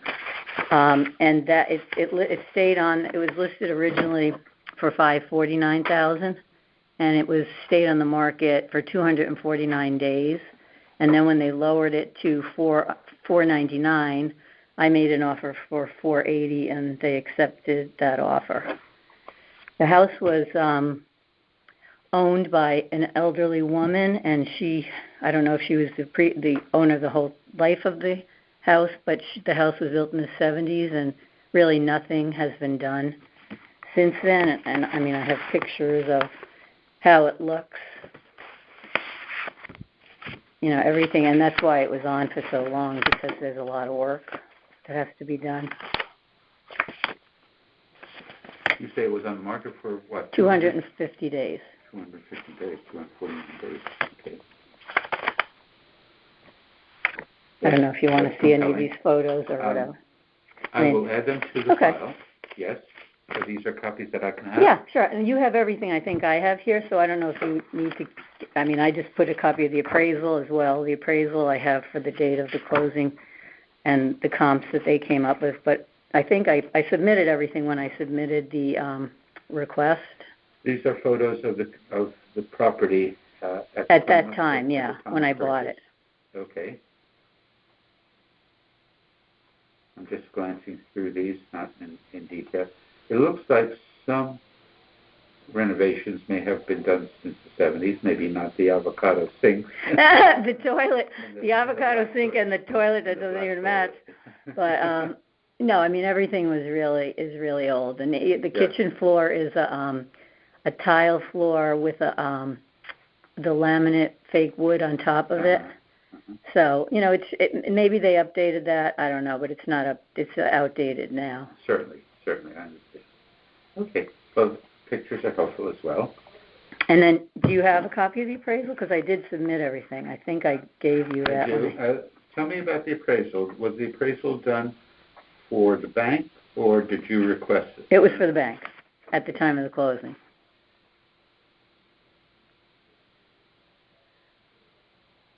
And the appraisal indicated a price of $480.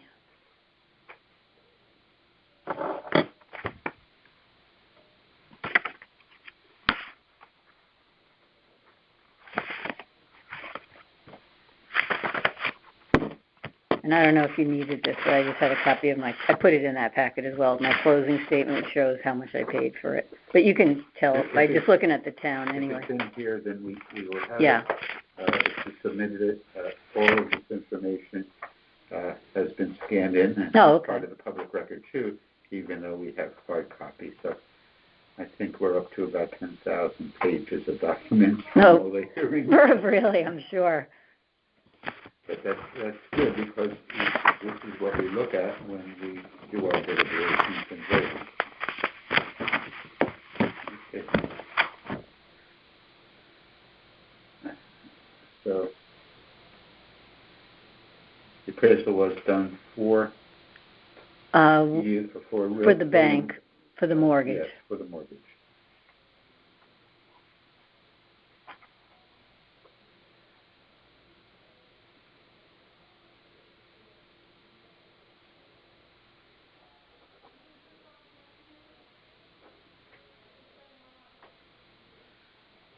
Very good. The fact that your purchase price was within the reval period is good information. The information about the conditions that you presented are also very useful in helping us make our determination.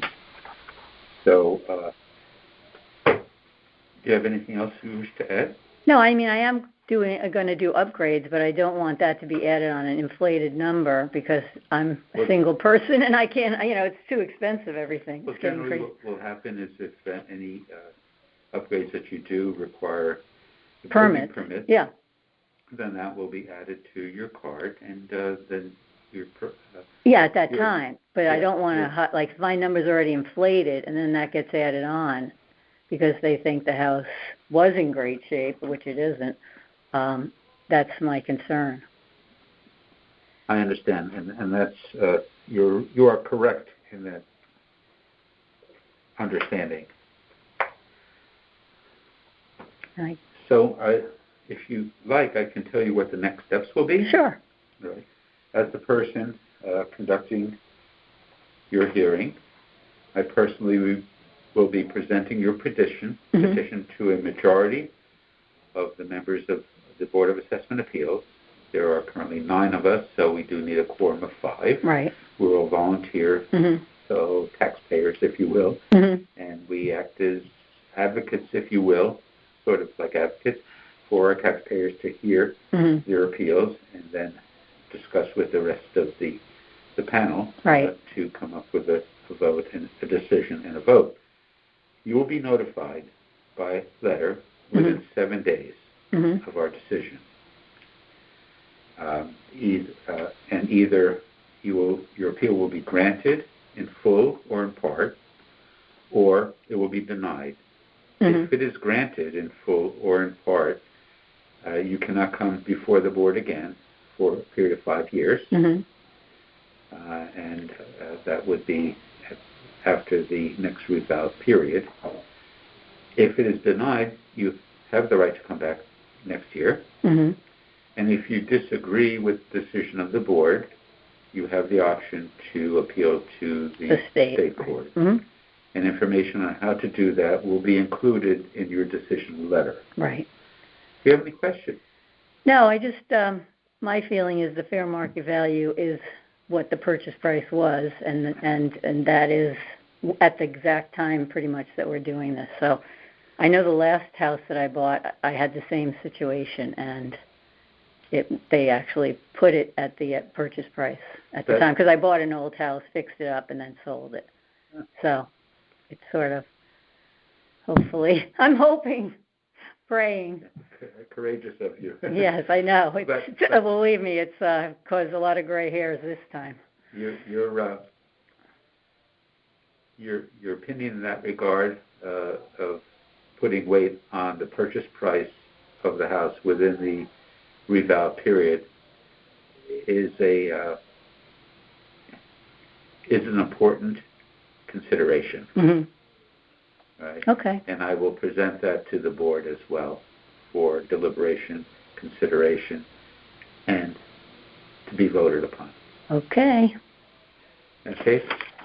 Very good. So I will hear in how long? In March. Oh, in March. Okay. We hope to complete all of our deliberations in March, 7 days after that. So can't tell when exactly we will get to this. We have 600 to deal with this year. Yeah. Quite an enormous number.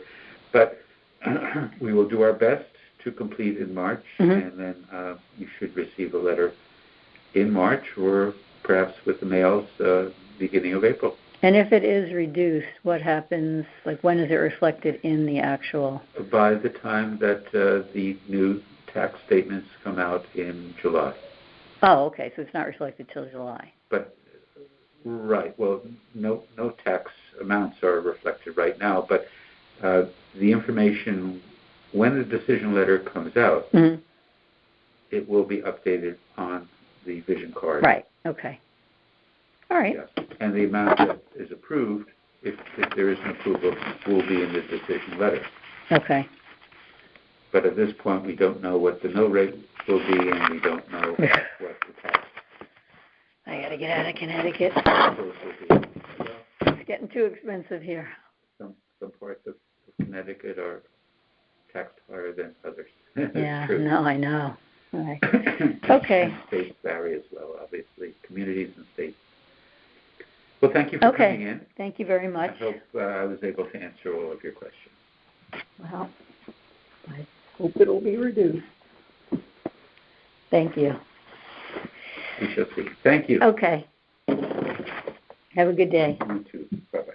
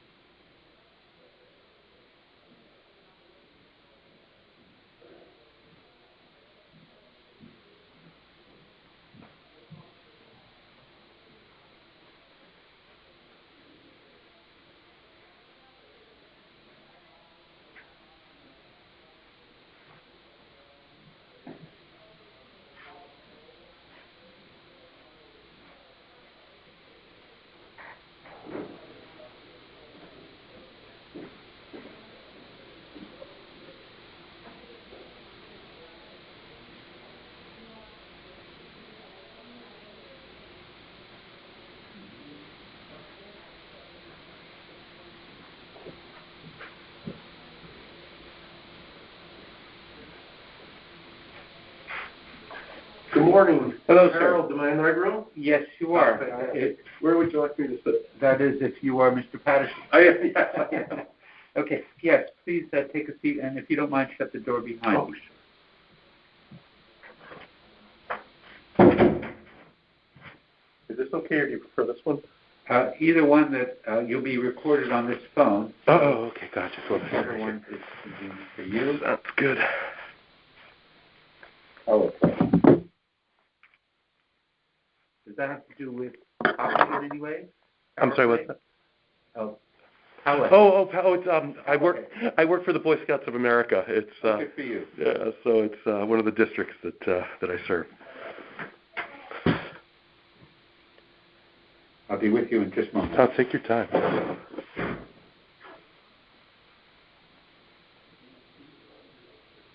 You are the last hearing that I have this morning, so we start a little late. Actually, we're a few minutes early, but if we want to run longer, we can. Oh, fantastic. Thank you. We can chat a bit as well. Sounds good. No, I can imagine this must have been a busy period for you.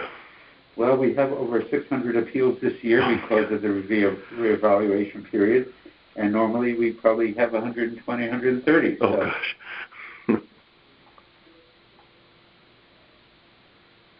Again, my name is Harold Zawaski, and this appeal is being recorded. Okay. And it's being picked up by this phone in front of you.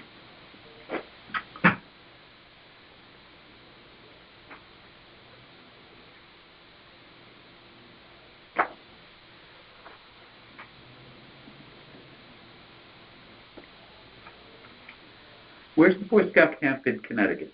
There's actually multiple ones. The main one is for the actual Boy Scouts is Zawaski, and that's in New Hartford. But we also have one in Reading called Hoyt. And then we're actually very blessed. We've got another one actually in North Haven. And then way up in Sturbridge, right near, and still in the Connecticut boundary, we have Camp Pomperog up there too. So nice. It's nice. We've got a lot of good facilities for the Scouts. I remember my days going to Boy Scout camp in New Jersey. I won't say how many years ago. Yeah, I know. But sleeping in tents and sleeping bags and cold showers and rubber hot dogs. Right. Nothing's changed. when I sliced open my leg trying to carve a neckerchief slide, I wasn't that upset about being sent home. Well, you came away with a good story. Yeah, and I still have the scar. Oh, gosh. All right. Let me just verify, Mr. Patterson, that we are talking about the correct appeal today. The appeal number is 312. Yes. The address is 220 Linley Drive. Yes. And the owner is James and Pamela Patterson. Yes. The town has your property valued at $606,300. Yeah, that's why I'm here. And you believe that the market value of your home as of October 1st, 2020 should be $497,300. I do, yes. Okay, today is March the 8th, 2021, and we are commencing this hearing at, I'd say 11:44 a.m.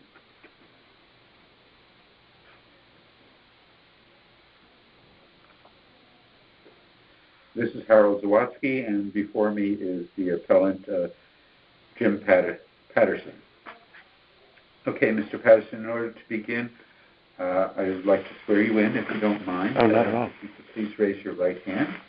Do you solemnly swear that the information you shall give concerning the assessment appeal now in question shall be the truth, the whole truth, and nothing but the truth, so help you God? I do. And you may use your outside voice speaking into this phone because that's where the microphone is located, and this is being recorded for the town records and also is available audially by the public in real time. Okay. All right, this is your opportunity, sir, to state your reasons why you believe the fair market value of your home as of October 1st, 2020 should be considered as $497,300 and not the town's value of $606,300. Great. Thank you very much. I think we have the same packet. If I have copies of what you had dropped off. Perfect. And that this information has also been scanned and is available on the town's records. Oh, fantastic. There's really kind of three things that concern the value of my house. So I can kind of go through. The first is the number of bathrooms. We only have 1.5 baths. I have 2 teenagers right now, and we're starting to look into finding out what it would cost to add and change that. I think when you go through, if we go through the packet, if you turn to the sheet that says there's 220, it's right after 251 Linley Drive. That's one of the comps that you're presenting? Uh-huh. Okay. If you go past those pages, then you'll have one for 220. This will be 251. Getting there.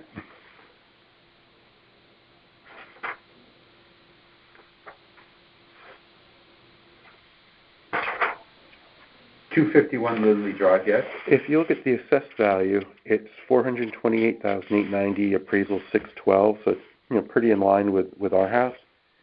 But if you turn to the second page, you'll see they've got 2.5 bathrooms right off the bat. As I said, that having 2 teenagers having that second full bathroom, I think somebody buying a house with only 1 full bathroom, I don't think they're going to pay that much, pay in the 600s, knowing that they're probably going to have to add in another one.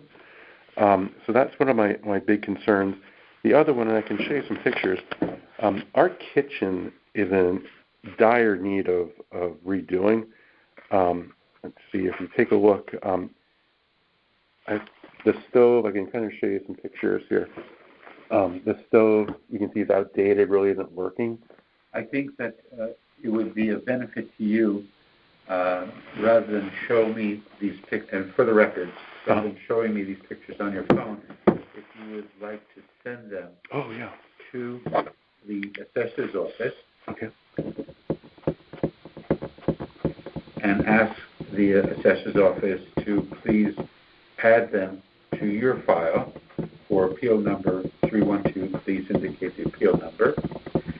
And then those photos will be added to your file. Oh, fantastic. And made available.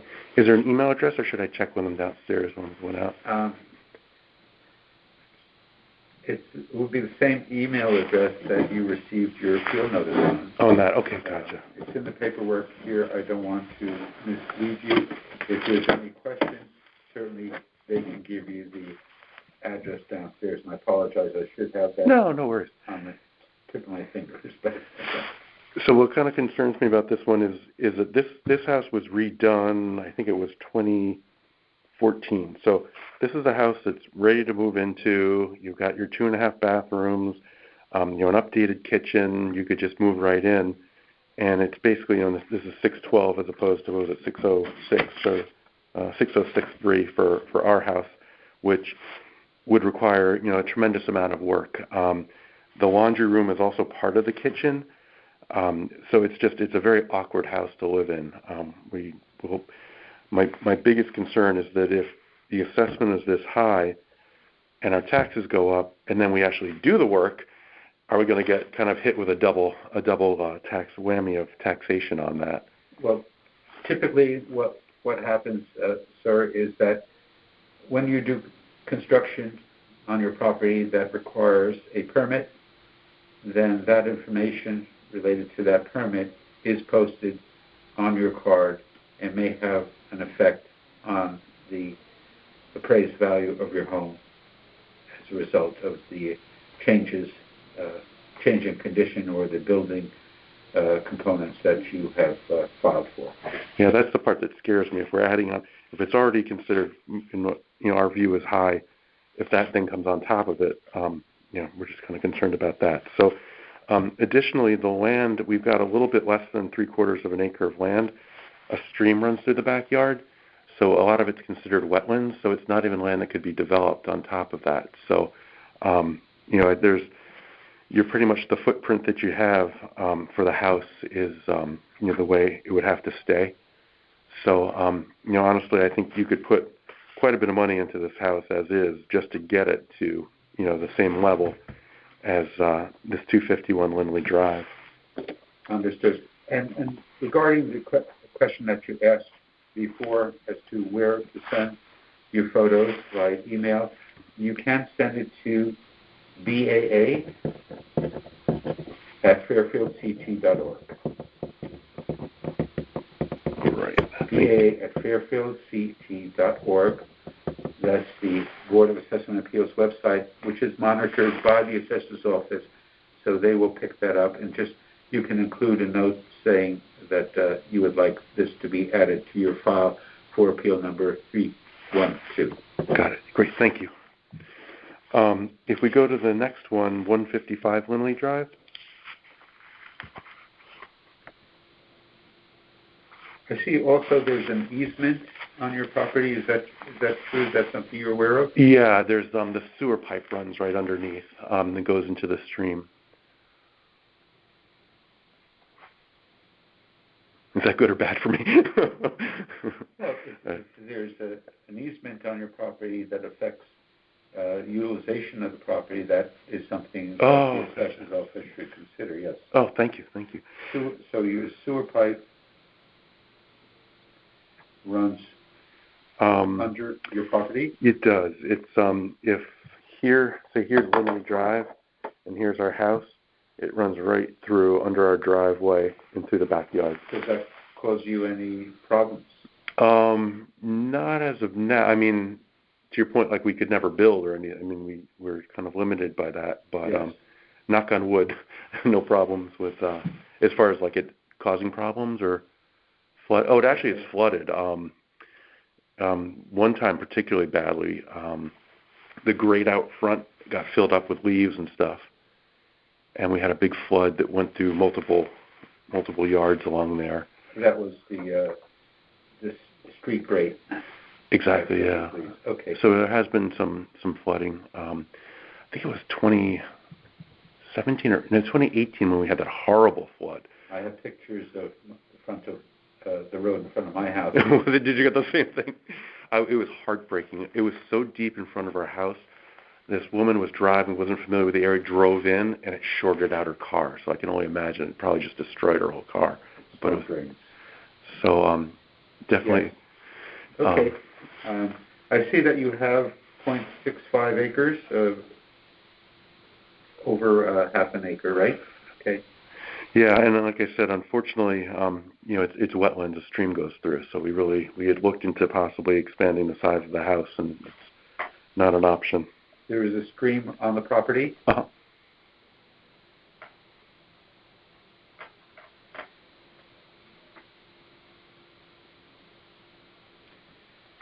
All right, this is all very good information. Okay. And I see that there is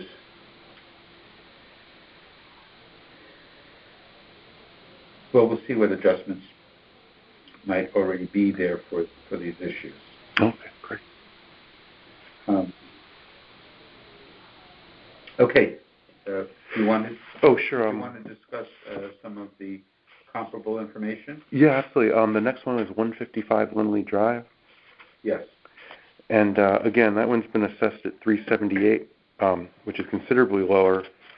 But again, it's got 2 full bathrooms. I've actually been in the house, and it's all up to date. That's the biggest thing. Our house, obviously, a renovation can run a wide range, but I mean, you're looking at probably a couple $100,000 to redo the kitchen, to move the laundry, to really make it a workable layout. We came along in 2004 and had a baby that was born 3 months prematurely, and it was the housing boom, and we needed a house, and we weren't too picky. Yes, I understand.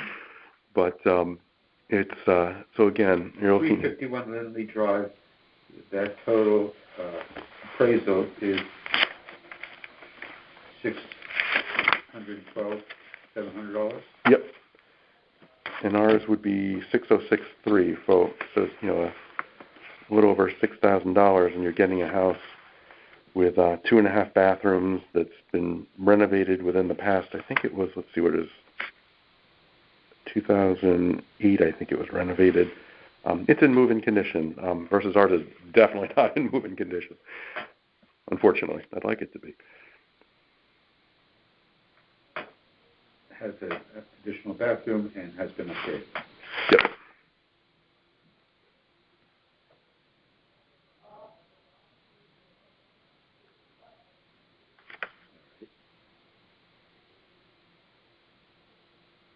Do you have any comps that have been sold within the October 1st, 2020 time frame?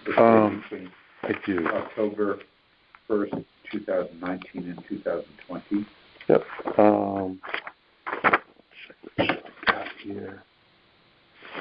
This one was a sale date of July 31st, 2020, for 45 Linley Drive. Let me get to that. Okay. You can see it's assessed at $396,550. It was sold July 31st, 2020, and again, it's got 2.5 bathrooms. I think that, and it's actually coming in appraised at $566,500 versus our $606,300. So that's coming in, considerably less, and it's already got the key, that second full bathroom that I think people are going to really be looking for. And that's sold.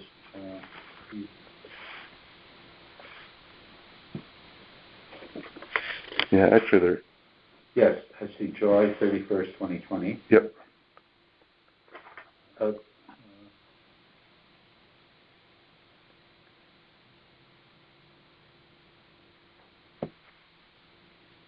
appraised at $566,550, but the actual sale price was $480, right? Yep, exactly.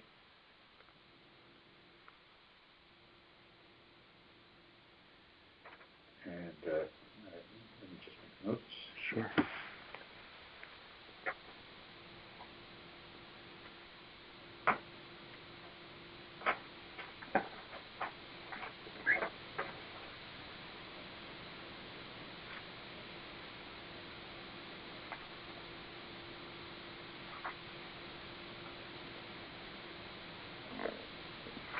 Okay.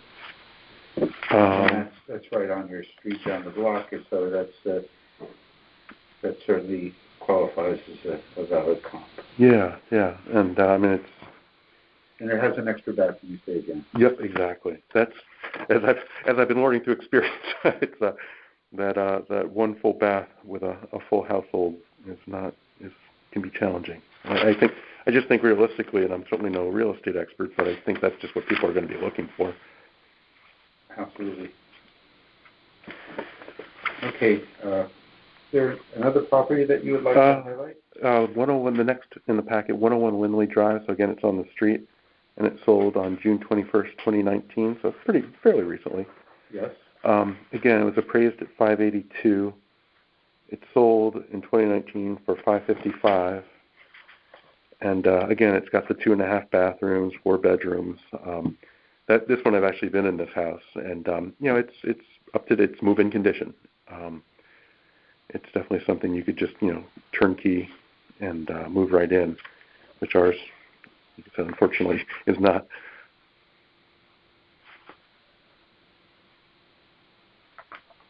All right. So again, appraised at $582 versus $6063 for my house.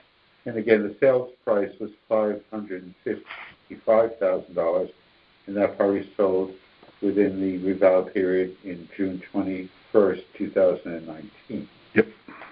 Very good. So and that home does have 4 bedrooms, 2.5 baths. Yep.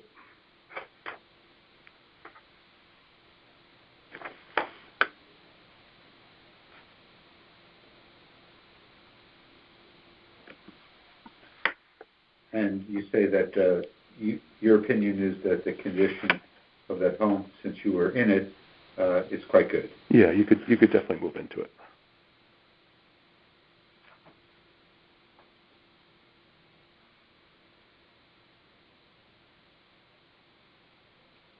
Any others? I've got some more. These ones are in the surrounding area. 57 Beechwood Lane, which is nearby. Yes. That was assessed at $380, $310. It sold. Let's see. Again, that has 4 bedrooms. It has 3 full bathrooms. So again, that one, is right. It actually sold for $610. But that would be in the same ballpark as what ours has been appraised at. But you're getting 3 full bathrooms, 4 bedrooms. I've never been in this house, but just much more for essentially what our house was appraised at. It says 2,700. So it's bigger. Of living area and acreage. 0.46. 0.46. Slightly less than yours. Yeah, okay. but a bigger house. Bigger house and a sales price that is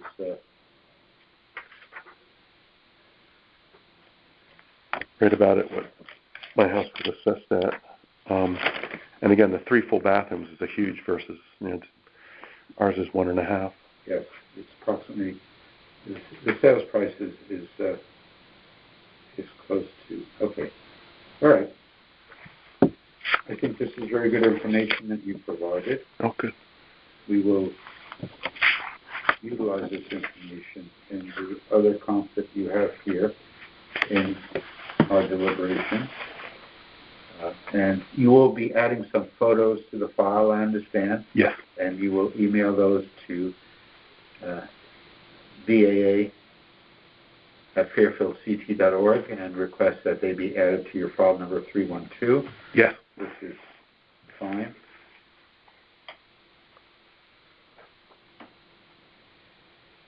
So, is there anything else, Mr. Patterson? If you want to go through the other comps, I'm happy to. If you've seen enough, I understand. It's pretty much the same recurring theme of the houses are all going to have 2 or more bathrooms, 2 or more full bathrooms. This one on 195 Bailey Road, assessed $370, appraisal $528, has 3.5 bathrooms, 5 bedrooms. It's just a larger house, 2,628 square feet. The property is 0.6, so it's pretty comparable in property, and yet the appraisal is considerably less at 528.8 versus the 6,063 for my house. So 6,063. Yeah. Yeah. So I did note the properties that you felt were worthy of comparison to your home and adjustment based upon sizing and condition issues, differences, okay, and that will be taken into consideration. Okay, fantastic.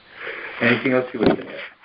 I'll just show the Ronald Drive, same thing, it's appraised at 5,015, and that has 2 full bathrooms, 0.46, so a little bit less acreage. 430 Lucille Street North, appraised at 338,590. 3 full bathrooms, 0.45 an acre. So I think again, those are houses I've not been in, but I'm thinking they're probably in a little more updated shape than our house is. So okay, very good. If you can give me this paper, oh sure. I will. I will give you back the piece that you okay. took notes on. That's not a problem. Do you want me to sign? Yes, please sign. I'll date it and countersign to indicate your appearance.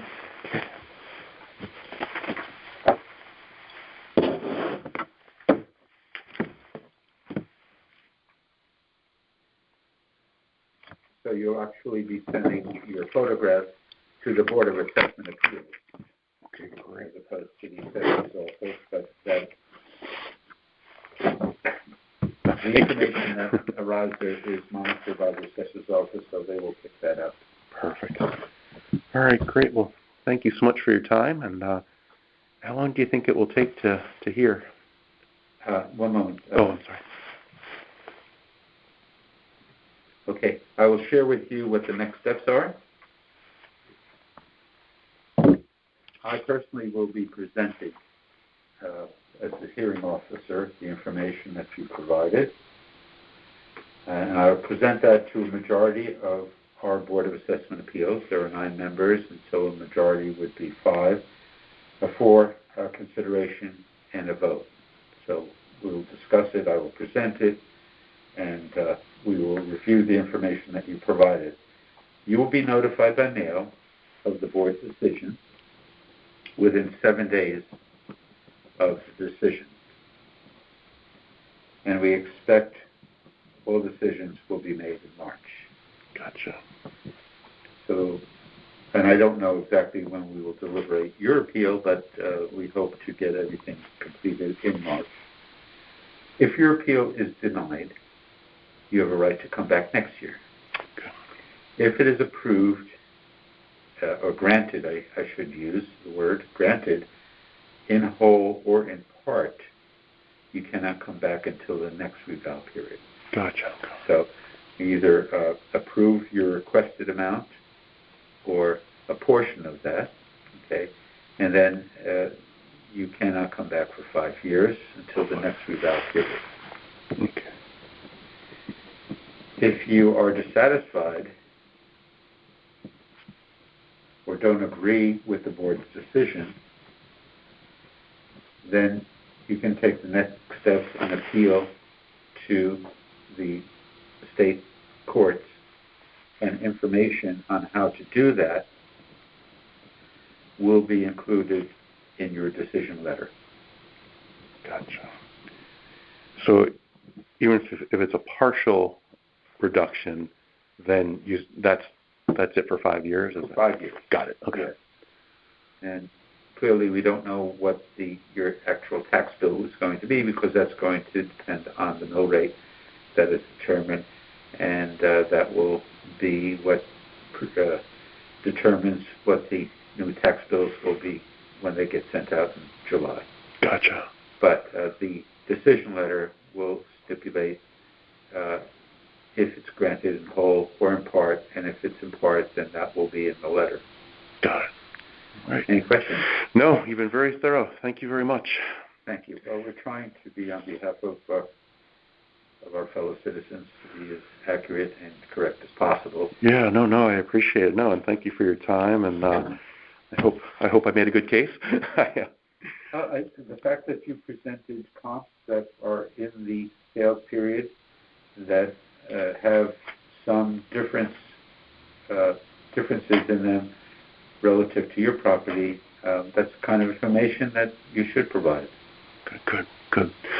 All right, great. Well, Harold, thank you so much. Very nice meeting you. Thank you. And have a good day. And I'm the last one, so you're like, hooray, you're done. Until I come back at 4 o'clock. Oh, no. And this evening is from 4 to 9. So. Oh, gosh. Oh, well, hope we can get a good break in. There will be a break time, I'm sure. Oh, good. All right, well, thank you. Thank you. You can leave the door open. Okay. Thank you, sir.